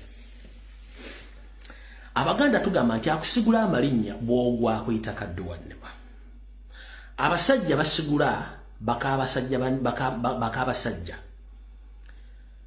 afuna information okuva ku mukazi yennyini bw'asigula ng'amuwa olugambo olukwata ku bbaawo kati ye n'alongoosamu katono ku bizibu by'oli musajja munne n'afuna omukazi kati olwala omufuna naye aba takyina kyamwetaaza nnyo ng'akolera ddala tokusingira omusajja oli byali akola ng'omukazi wattu asigala mu bbanga bw'asigala mu bbanga tanakyazaako eyamusigula musuddewo nejiyadduka yamugata kufuna omusajja naye kankola ebirala wosanga abakazi bazze mu ntalo bayombera ebugagga naye nga kyayombere yanobadde yagenda dda wetugamba nti akusigula amalinnya bwogwa akuyita kadduwannema kati ndabana abasajja abali mu opposition.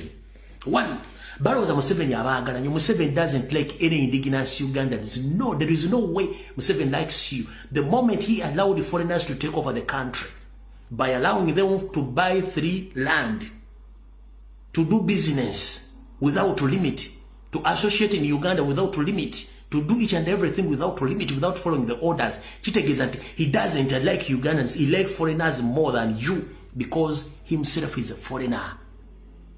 Kati gwakukozesa kubanga that particular moment gwe gwalinawo bwamala okusuula abata nachajja kugamba obato nachogena mugamba kubanga it's not his mistake yategera weakness yo wongo nti you are good at betraying each other, that you like money and he has money, so he's going to use you. After using you, he's going to dump you, and immediately he fixes somewhere there someone else you're taking it over. Ngera soka kubuza. How many Westerners and Northerners who are fighting Robert Kyagulanyi Ssentamu? Politically, how many Westerners or Northerners who fight Robert Kyagulanyi Ssentamu publicly?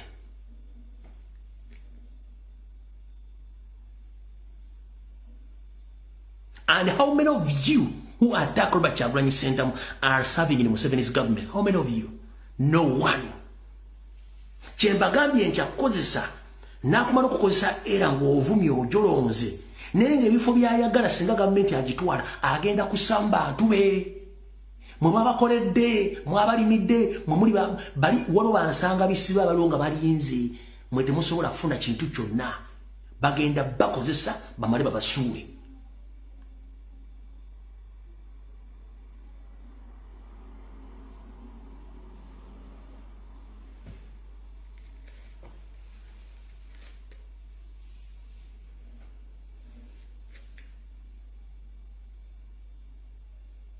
Kitegedde ekyo nakyo mukitegedde katoveewaawo tetwagala kulwawo kati Nyando Yosoferi kansule kyosembedde kuno wazze dda kasooke nkunnyonnyola nkutegeeze nti omuggo guba gwa Natema so si gwa Nalonda. Omuggo guba gwa Natema so si gwaki so si gwa Nalonda olwatuuka ng'otulabira. Omuggo kuba gwa Natema so si gwaki so si gwa Nalonda. Nyando Yosoferi oli mu kuba campaign naye balina kye bakulimba era naawe kennyini okiraba ne tosobola kyogera kubanga okimanyi ogenda kuluzinga buli kimu. Bonna bolina mu Kampala district ne mu Kampala center, whatever you have, those so-called supporters, these are thieves. And they can't tell you the truth. They keep on lying to you because they need money from you. Why? Goloza, the entire population of Baganda in Uganda and people who are foreign in Uganda, have they benefited in PDM? Or do they get services in PDM? No. Where do they get services? Bonna na Uganda basangibwa mu Buganda ne banna Uganda bameka abafuna obuweereza okuva mu PDM mu Buganda tebaliyo.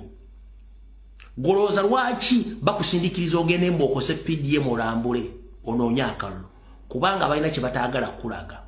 One, bw'oba oyagala kuprovinga nti eggwanga fu era onootera okuvaako very soon. Maze kuno emyaka 6 nga kalakata ate nkya kalakata mpaka kuwulira bubi n'abakomuledi bakyakalakata mpaka kuwulira kubanga muntu webyokola. One, singa tukera kumanyi tugati amasomero mafu you concentrate on schools tetwandize mukwogera ku masomero. Singa tukalakata ku nguudo enfu wandibadde toyogera kutonda mukola ku bintu bya wandibadde wakola dda amasomero. Singa tukalakata mu kidnap killings ebya associating ku ddembe ly'omuntu ne mubivaako ne mutema political prison tetuba na budde bugenda kwogera ku kintu ekyo. Singa tuga nti malwaliro ekiriyo kitokota si kisaandikire singa n'ogenda mu malwaliro gwe wennyini nga tolina gw'ogambye n'ogwabugwi gwe kennyini ogenda naye ku myaka gyo ojja kukuba pulesa bajje banza okuzikako enjala kanyo kyenkugambye mulina ekizibu mwe mutukuliyetingira point of discussion ne tubakalakata mpaka kuwulira bubi lwaki Museveni bw'oyagala kutegeera nti abantu bakkoowa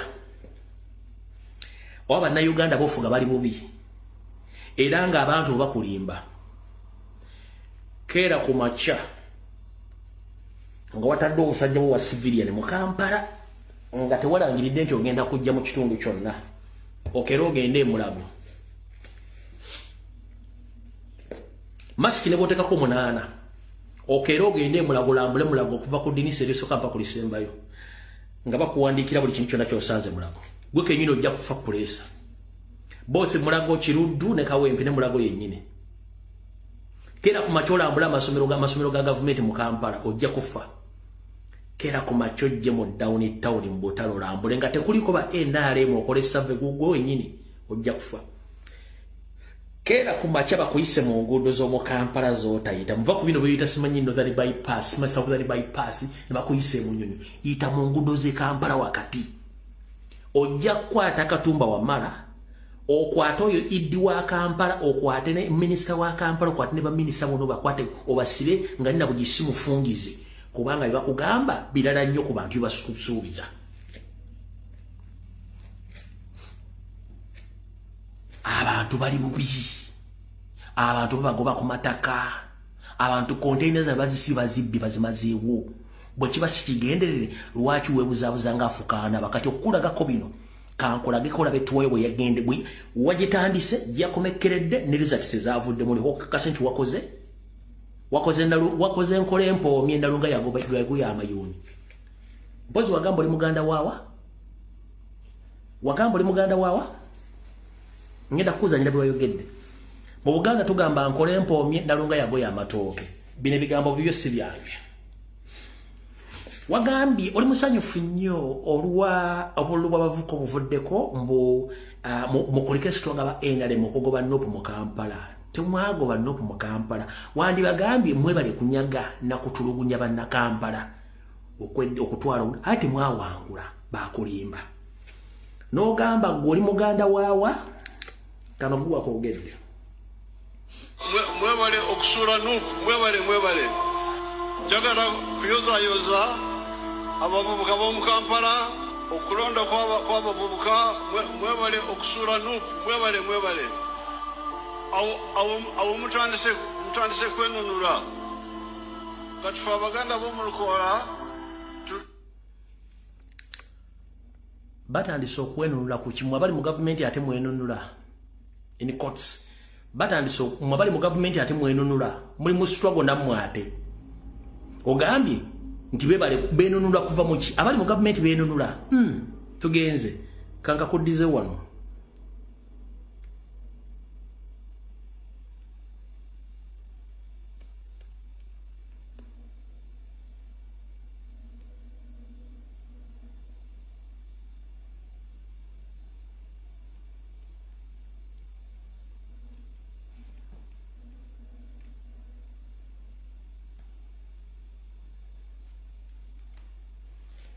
kakudize wano kategere bulungi wogenda okategerera yagambye bwati awo mutandise kwenunula kati fe Abaganda b'omu Lukoola tulina engero zaffe bbiri olugero olumu lugamba nti omuggo oguli ku muliraano teggobango n'olwekyo mulina okulonda ababaka bemwesiga kati naye kati twagala mulonda ababaka aba NRM Abaganda b'omu Lukoola mugamba nti omuggo oguli wa mulirwana tegugobango era mutandise okwenunula mwenunula ku kyani yali yabawamba dio copy that kitegeeza muli mbuwambe mukimanyi bulungi nti mwawambibwa one kansoke nkubuuze nyange ogenda olambula Kampala mukono wa Kiso n'ogamba nti balonda ba opposition era yensonga lwaki tebafuna service delivery njala kubuuza what is your responsibility as the so-called president obuvunaanyizibwa bwo ngabwe president buvunaanyizibwa ki and delivering service to indigenous Ugandans or to deliver service to yourself gwagamba nti obalonda opposition tugenda tekawo services njala kubuuza ewali aba NRM wonna abaka 3 plus waliyo ki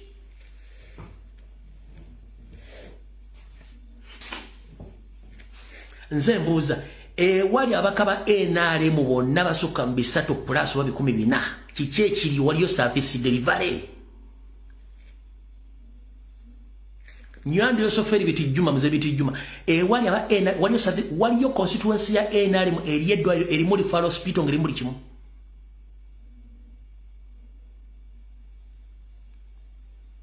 eriyo wali NRM nga sukali mugula ku sente za wansi ewachikiri wa NRM amafuta bagagula ku bei yanjawulo kujja bagula bana Uganda wali wa NRM baba basomera bwerere wali aba NRM amasanyalaze bota ga bwerere wali aba NRM engudo bakera zifuira ne bazikubaka eddagala ne bakola kiteri nsiri kyekita bwe musajja gwe ne babbiba nammwe mwenna ezo statement zemukola mulekera okusirwaza bana Uganda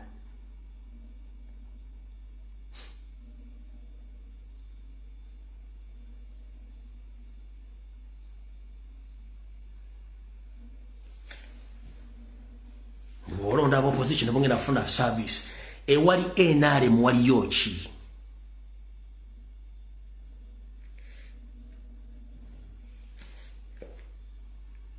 tuvuddewo era kano kankadeliti nga kati wabadde mu Kampala sibwe kiri nti ye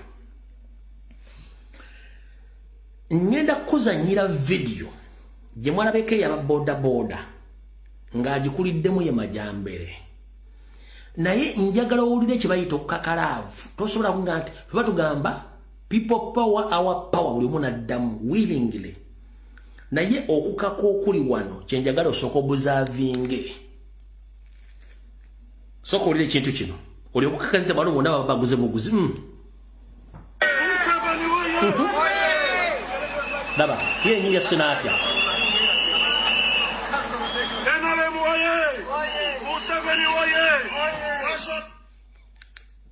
okitegedde nkole mpoomye nalunga yagoya amayo ono Majambere bawadde sente babbodo mitwale 5 bakuŋŋaana nga bambadde t-shirt empya njagalula kye bayita natural love ne forced love oba funded love ye kenyini yasulaga Museveni woye beyasasudde sente buli naddamu naloga nina abantu oba sina bantu oli mu Kampala kanga kudde mukale bulungi nnyo nkuwa kati nkulaga byotasobodde kulaba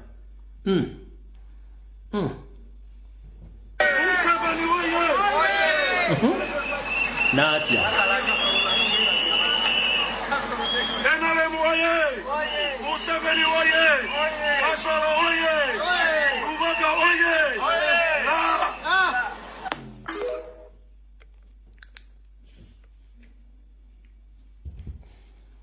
tukyali mu Kampala tuli luddawa tuli Kampala tuli luddawa pozi jinga nga tuli luddawa tuli Kampala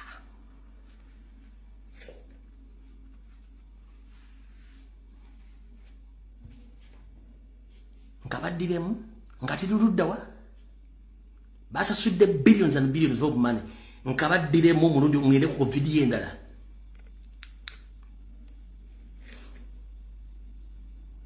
kakabadde tugera ku video endala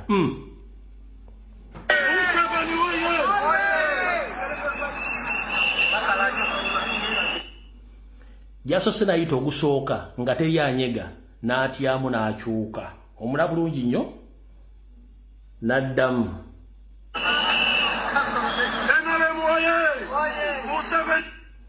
ogwokubiri nga teryanyega buli omu nga asirise naye nga yabasasudde pulira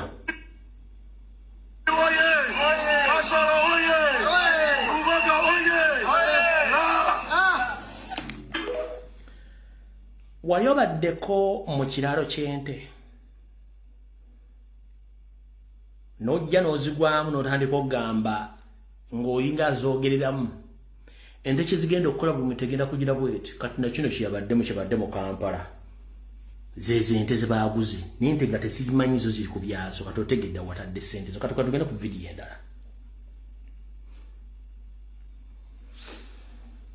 kati gino gye mitawaana gye walese gye bataakulaze gye wagenze gino gye mitawaana gye walese gye wagenze mu bitundu by'e Lubaga Busega nate eti gye wagenze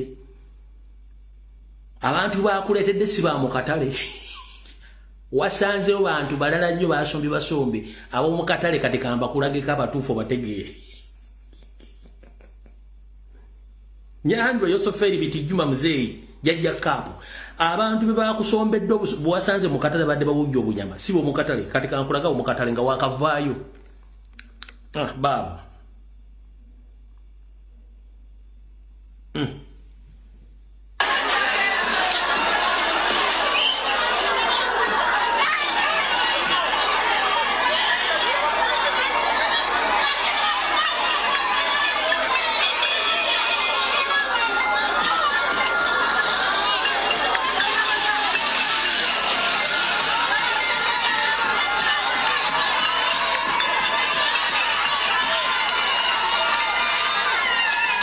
Ziza Costa.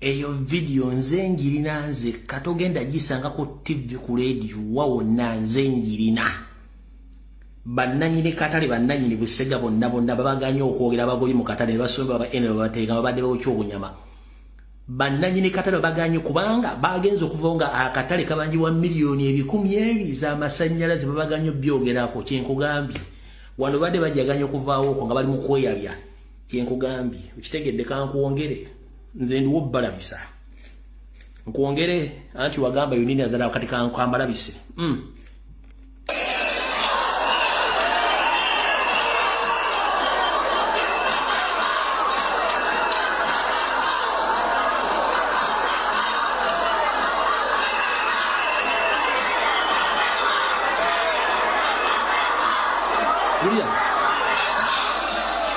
Oya chiba Museveni takoma wo Museveni takoma bebu segaje wabadde Museveni takoma wo nka kudire kalio kawulida banabaga ndi babagoyi mu katali bananyini katali babagoyi basombe enkweze katika no kanka kuzanyiro kawulire Museveni takola ki takoma wo Busega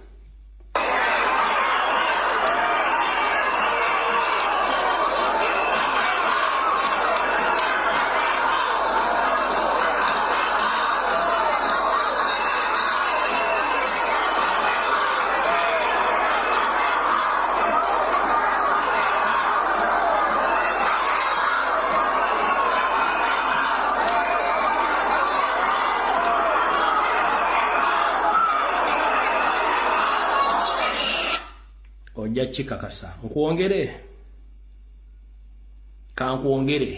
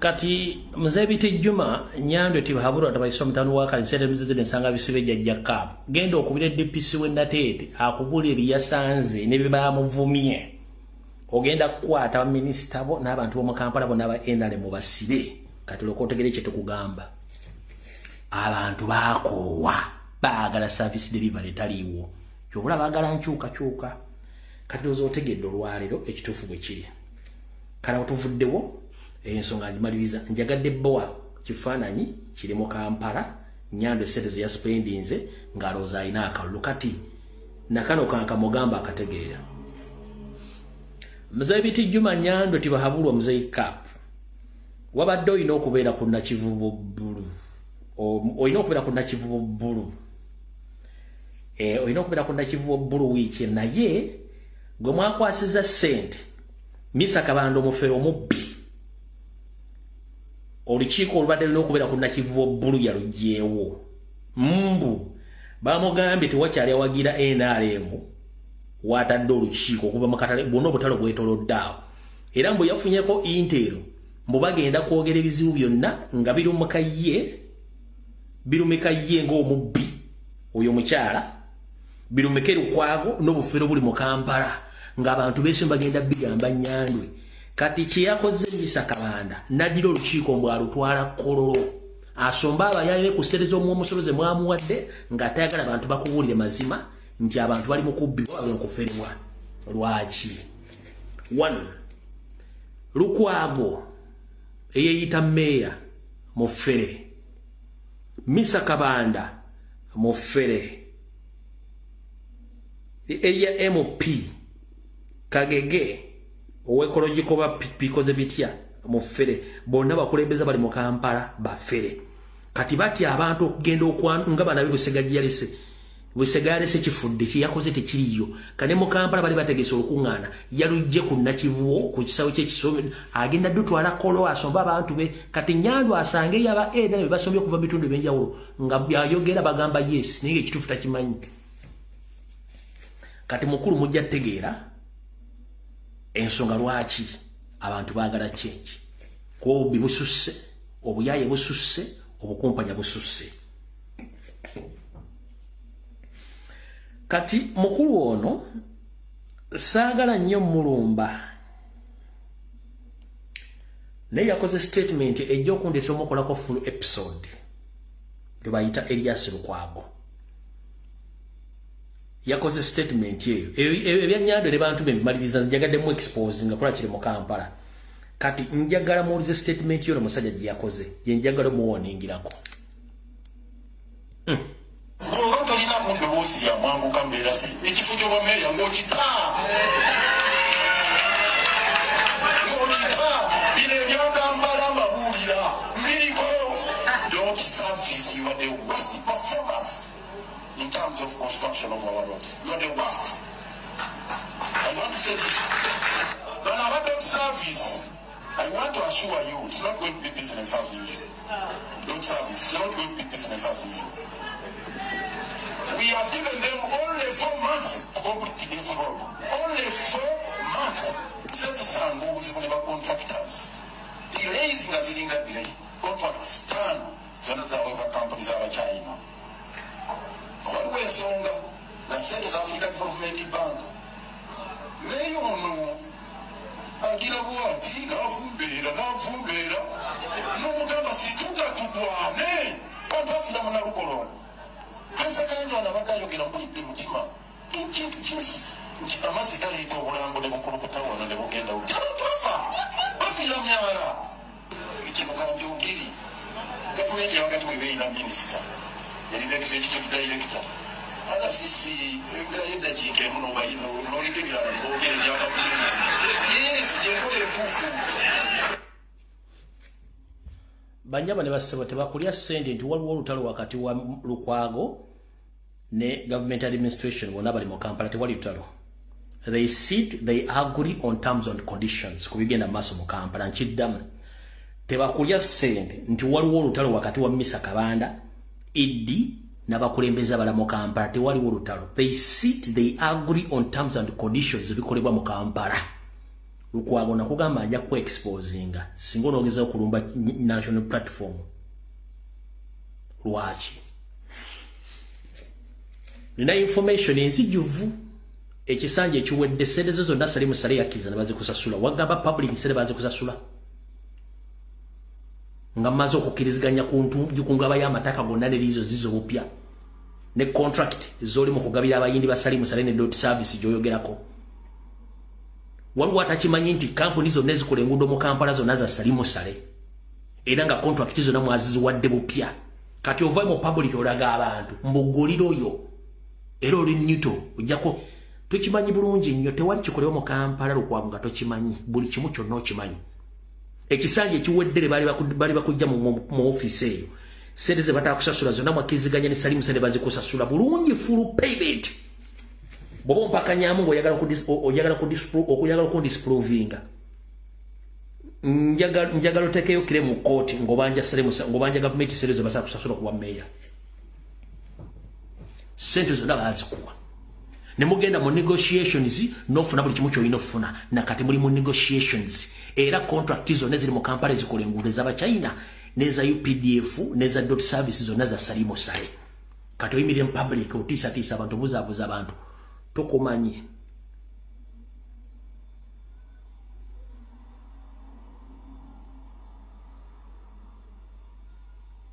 ate abantu bakusirikidde ne Jennifer Musisi akusirikidde naye akimanyi bulungi nnyo emivuyo gye wakola Jennifer Musisi makulu akimanyi bulungi nnyo emivuyo gye wakola ne sente zonna ezayitanga mu state council nga zigenda mu Museveni ne salimu sale tewali lizi erina erinnyungibwa mu Kampala Lukwago nga togiinako mukono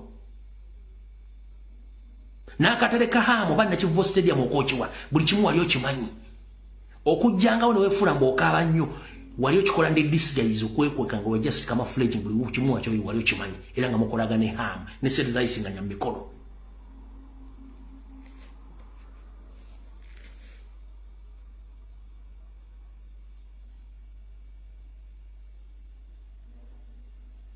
kati gwagamba mbasimanyi tojja kukkiriza bantu bazanyisa kibuga ekibuga kya jjajjaawo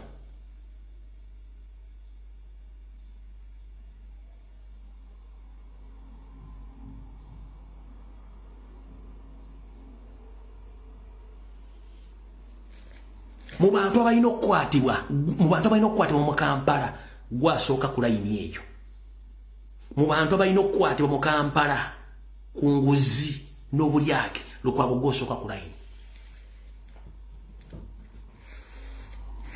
For information tujina okuva mu bakansala abaasooka mu kisanja kyo okuli basiza tokoma n'abana tuzirina information nini. Kitezi ebintu by'ekitezi byonna biyina mu mukono gwo. Sente zatambula zitya, zafuluma zitya, information yatambula etya, okutuuka abantu okufa abo byonna biyina mu mukono kubanga Dr. Okwale Musajja Mwengulu yawandiika report n'akuwaako copy. What is going to happen if anything is not done about Kitezi? You received the copy, nothing you did. Era temwakitekadde mu lukiiko kiteesaako antiro bantu bafa. Naye nga Dr. Yamazo Bowane n'abagamba mu bbanga etali ttono nnyo tukwasaganye ebintu by'ekiteezo tujjewo abantu kubanga watukole ku bisaniko bigenda kutta abantu. Wa receiving a copy. You went silent. Abantu b'ekiteezo bagoba Salimu Sale n'abantu bagoba bataka. You don't speak osirika. Gwe ne Nabbanja mukolera Salimu Sale n'oyo mukyalo oyo Idi saako n'oyo mukyala wa minisita wa Kampala oyo Kabanda mukolerani mukolera Salimu Sale. Kati mudo mubuzaabuza abantu.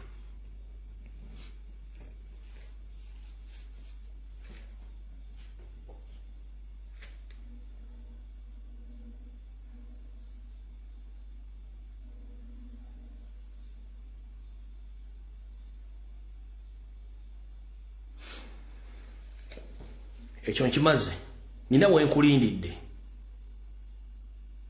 nkumaze gwe sikuddako na wenkulindidde mayinze bakwata mpola. Kati tugenze ku kibaddewo olwaleero. Mulabe bulungi nnyo Nyando Yosoferi akozesezza akawumbi kamu mu obukadde 200 mwagabidde emmotoka zi V8 zawadde abakulembeze b'obuwangwa n'ennono okwetoola eggwanga lyonna. Emmotoka ezo bazibakwasiza ku kibangirizi ky'eggwanga ekinene Kollo. Naye Ssaabasajja Kabaka tasitukira abagenyi era tasitukira birabo mu buwangwa bwaffe akimanyi era tasitukira muntu yenna. Era y'emmotoka ze bali bamuwadde yazigaana dde wano tayagala bintu ebyo n'essente zonna ze bali basasula abafuzi b'ennono yazigaana taziriiko. Nga bwe nze mbagamba nti Mmengo eriyo bamafiya era nga bamafiya bakola buli kimu ekisoboka okubba ssente z'omuwoomusolo. Amawulire gasoze ne gayita nti Ssaabasajja Kabaka emmotoka aziganye buli kimu yakiganye. Yes, ye ng'omuntu physical talina kyayagala ku Museveni era tanakyamwetaaza. Wabula Mmengo officials nga bakulembeddwa Mayiga baatuula ne bakkiriziganye ne Museveni bo emmotoka ziti ze bali bagenda okuwa Mutaana babaweemu ensimbi era kiteeberezebwa nti mu kintu ekyo babwa millions 8. Njira tegeeza Obuganda mwenna Ssaabasajja Kabaka talina kyamanyi ku ssente ezo n'ebirabo ebyo. Sinze mwogerera nkiddamu.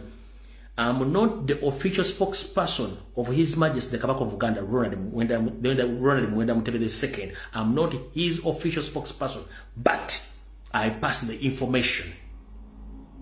Siri mwogezi we omutongole naye nfuna information nenjisaawo n'okutuuka olwaleero nti wali mulamu. Mbagamba essente ezigiddwa mu gavumenti omukadde 8 Ssaabasajja Kabaka tazirinaako mukono era tazimanyi. Sente zitwaliddwa basajja b'Emmengo nga ebaagala ensimbi lunaku. Obwakabaka wa Buganda bubanja obuwumbi obusukka mu 15 500 billions plus mu mataka mu ssente z'obupangisa n'ebizimbe byayo baagaano ziriwa. Kati olw'okuba nti Museveni akime tutuuse mu kalulu alina compromisinga buli muntu yenna. Kati yasazeewo akwate emmotoka zino aziwe bakabaka b'enjawulo nga okuba compensatinga. Nenjala sooka kubuuza ekibuuzo kyange ekisinga. Museveni yalowooza bw'alabako bannayuganda amatu abayita mbuzi. Lwaki? Gwogenza okulaba nti buli kabaka yenna ali presenting abantu bekizibu ky'abantu abo mmotoka juwa kabaka waabwe. Mu Bwakabaka yonna gye bavudde. Gwogenza okulaba nti ekizibu ky'abantu bonna basangibwa mu Bwakabaka bonna bwewadde emmotoka. Ekizibu ky'abantu bonna ba subject ebadde emmotoka. Enguudo nfu, amalwaliro mafu, amasomero mafu, abantu tebasobola kulya, abantu bawambibwa abantu battibwa bagobwa ku mataka olwokuba nti okimanyi nti mulina mission enekusifu ey'omulabadaba style eliminating n'okujoba na Uganda mukikola in the disguise. Kati buli kabaka atutte motoka eyo ngalo ziri ttaano njero bulungi bitya. Buli kabaka atutte motoka eyo one mu budget ya Uganda mubeeramu sente zirina okukola ku bintu ebyenjawulo era sente ezo zisomwa mu mbalirira.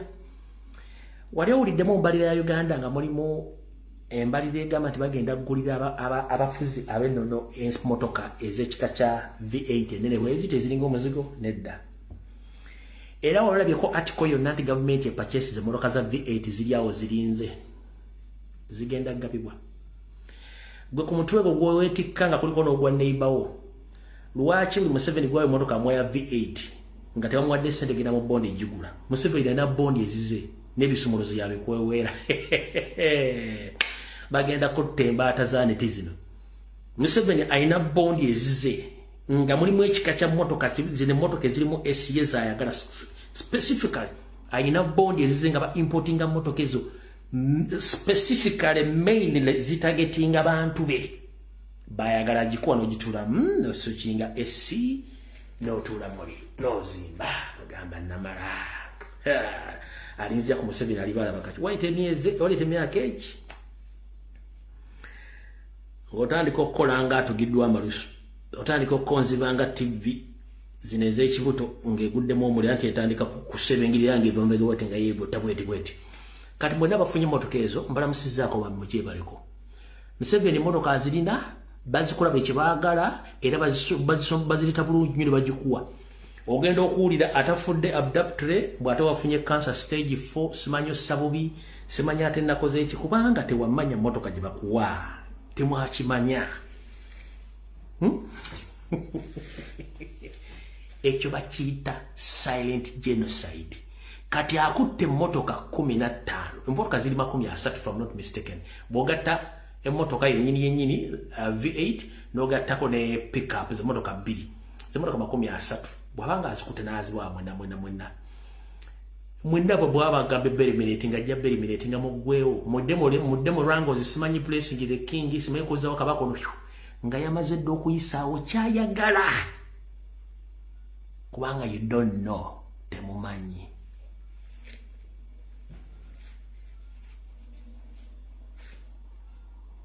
Mwenna lumu agenda bakolako silently happily nga mufudde musinika ebinnyo kubanga abawadde emmotoka. Nze Museveni ali muzijjako ali omwana ye atuderaga oyo kumugjawo is how much nkadde 35 no problem. Mummotoka n'ekisumuluzo ne baasa ng'akugjewo time gye mugenda okumala nga buli mu Rangos zammwe ez'obwakabaka ng'wafudde gwe owedde you to die it's not a problem to him. Akoze scientific elimination. He doesn't care. Yakoze kyayagala. Gwe teweebuuza lwaki buli muntu gwe batikkira oba wemuti amuwa mmotoka alina bondi y'emmotoka. Mwalimu nga bazitu government purchases emmotoka for this purpose. Yajja obujja kisumuzo kubanga azina amazozi kola kungagiwaayo. Ng'amanya nti yegenda mmujja mu bbanga bweri tiyinga asirika. Kale mwenna mbalamusiza. Ekyo si kyekikulu. Ekikulu kyekirwa.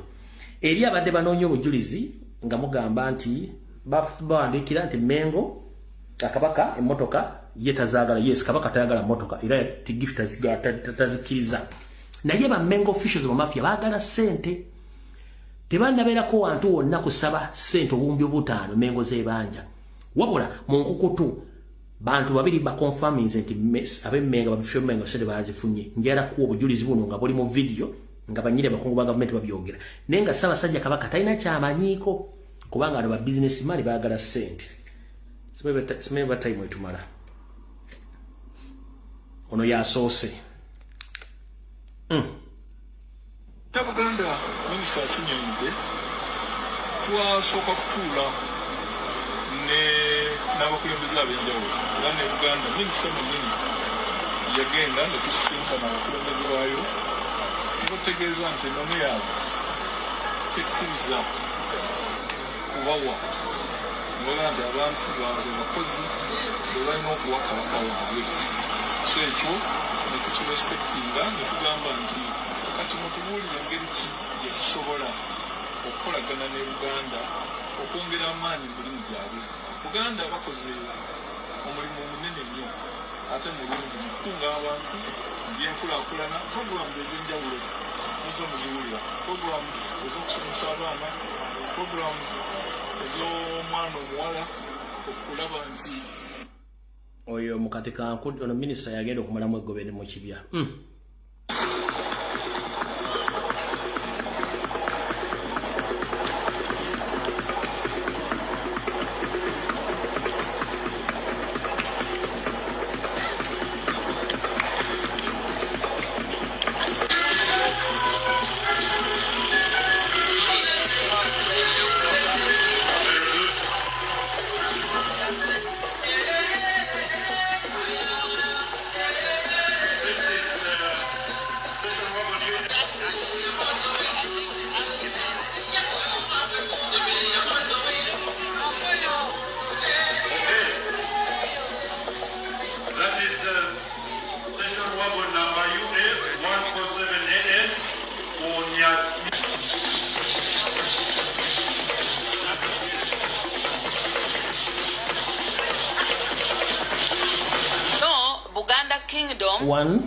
As the similar amount of money that is supposed to be given. However, I visited the Katikiro.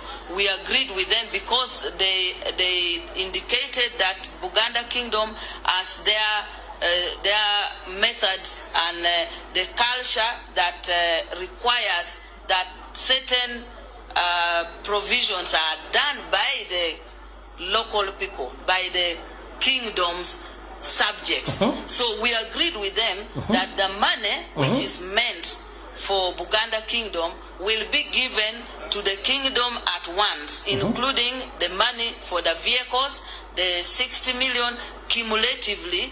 Then they will handle it with the initiative that will not infringe on their culture, because they indicated that government or any other person cannot facilitate their king with a vehicle. So we have given them the money for all the accumulated financial year plus the vehicle, and we have handed the check to... Madam, hold on there, please. If you use your head well, and you know history of Buganda, at the beginning, His Majesty the Kabaka of Buganda, Ronald Muwenda II, publicly he distanced himself from all government funds, including the sum money which was meant for all cultural leaders. So how dare you come out and say you have paid all the accumulated balances and you handed over that money to Maiga? It's like you are saying that finally His Majesty accepted that 60 million. Are you stupid? I'm just asking, are you stupid? If His Majesty himself, he distanced himself from government funding, how dare you come out and say that you've paid all the accumulated balance? It's like you are showing the public that finally Kabaka accepted the money to be paid once for all. That is total nonsense, and that is a lie. You are dealing with mafias in Mengo who are yearning to get money to fulfill their personal issues, not on behalf of His Majesty. That is a lie. Ngenda kugamba nyabo Sabasajja Kabaka mu ntandikwa yagaana sereza mu 7 ezo yamanyirako abantu mbu agenda boa sente musaala Kabaka asobola okwebeezaawo. Kati ogambye nti mwakkiriziganya ne Mayiga ne banne Mengo mbu sente muzigatteganye n'ezi motoka muziweeyo era muzibawadde. Ngera kutegeeza akakamanyira Kasumagizi yalira mukakomye Buganda gwanga eryetongodde eryalina okusoloza emisono ne mugiremesa. Ezo sereza mu muzizzeeyo Buganda teri ya sereza kibi. Ngera kubuuza Mukama wa Museveni yagamba nti ba cultural leaders, they are not supposed to get into politics. Sente zembwada ne motoka zigenda kukola mulimu ki? Why at this particular moment, towards the crucial moment of the campaign, you are handing over those vehicles and that money? Whom are you fooling?